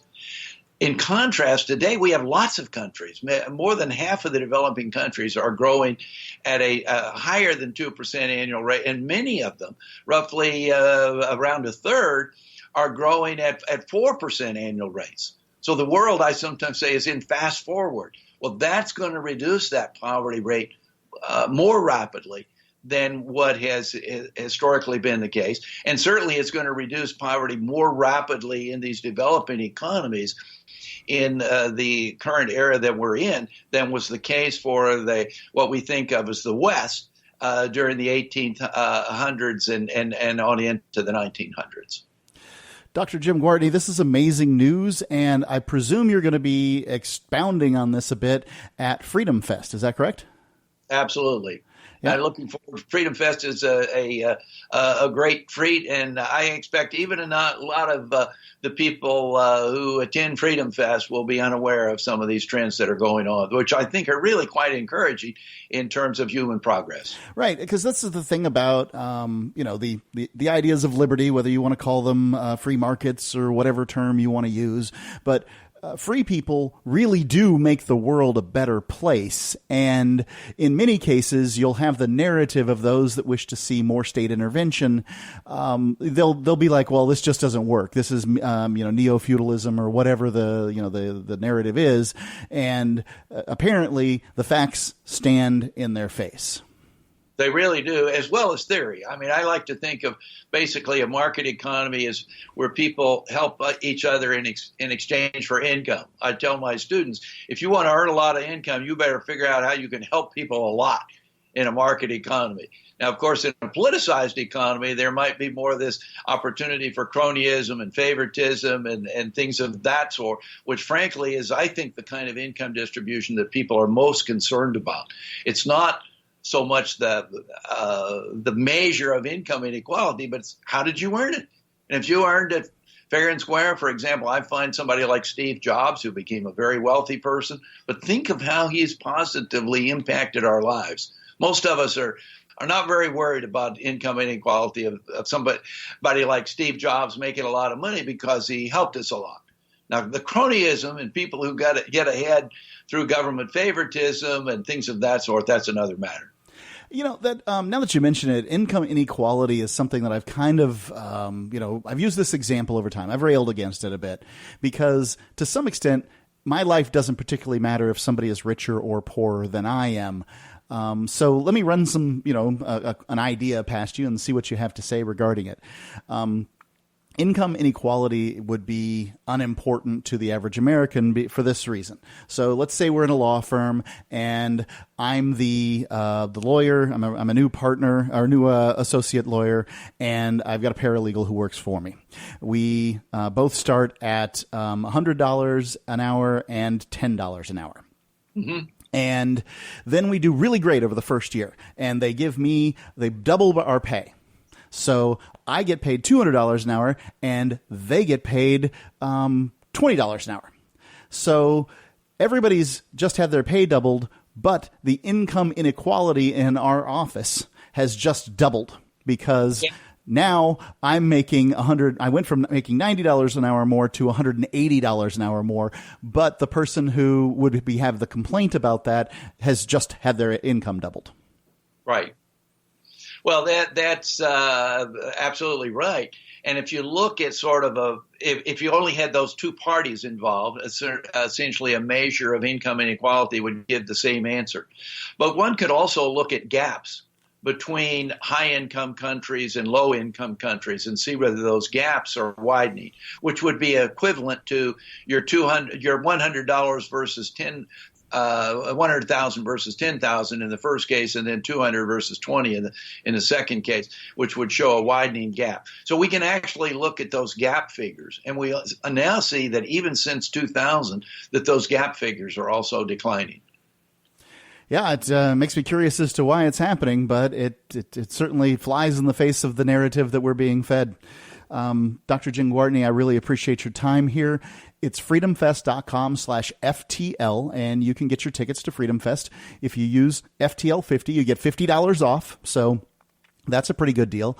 Also, if you go to freedomfest.com/FTL, you can see the best 5 videos from last year's Freedom Fest, so you can see what you're going to be getting. It's freedomfest.com/FTL. Thank you, Dr. Jim Gwartney. Thank you. If you want to move to the free state and you're looking for some real estate, well, I know a guy who's really great. It's the realtor Mark Warden. Looking for a great real estate investment? Consider New Hampshire, which is ground zero for the Liberty Movement. Your first call should be to Mark Warden from Porcupine Real Estate. He's more than just a real estate agent. He's your New Hampshire concierge. Where are the best places to live? Do you want farm, city, the burbs, or forest? Do you want a duplex or multifamily building so that renters pay your mortgage? There are homes in all price ranges in New Hampshire, and Mark can help with financing too. Invest in liberty and property. Mark Warden can help. PorcupineRealestate.com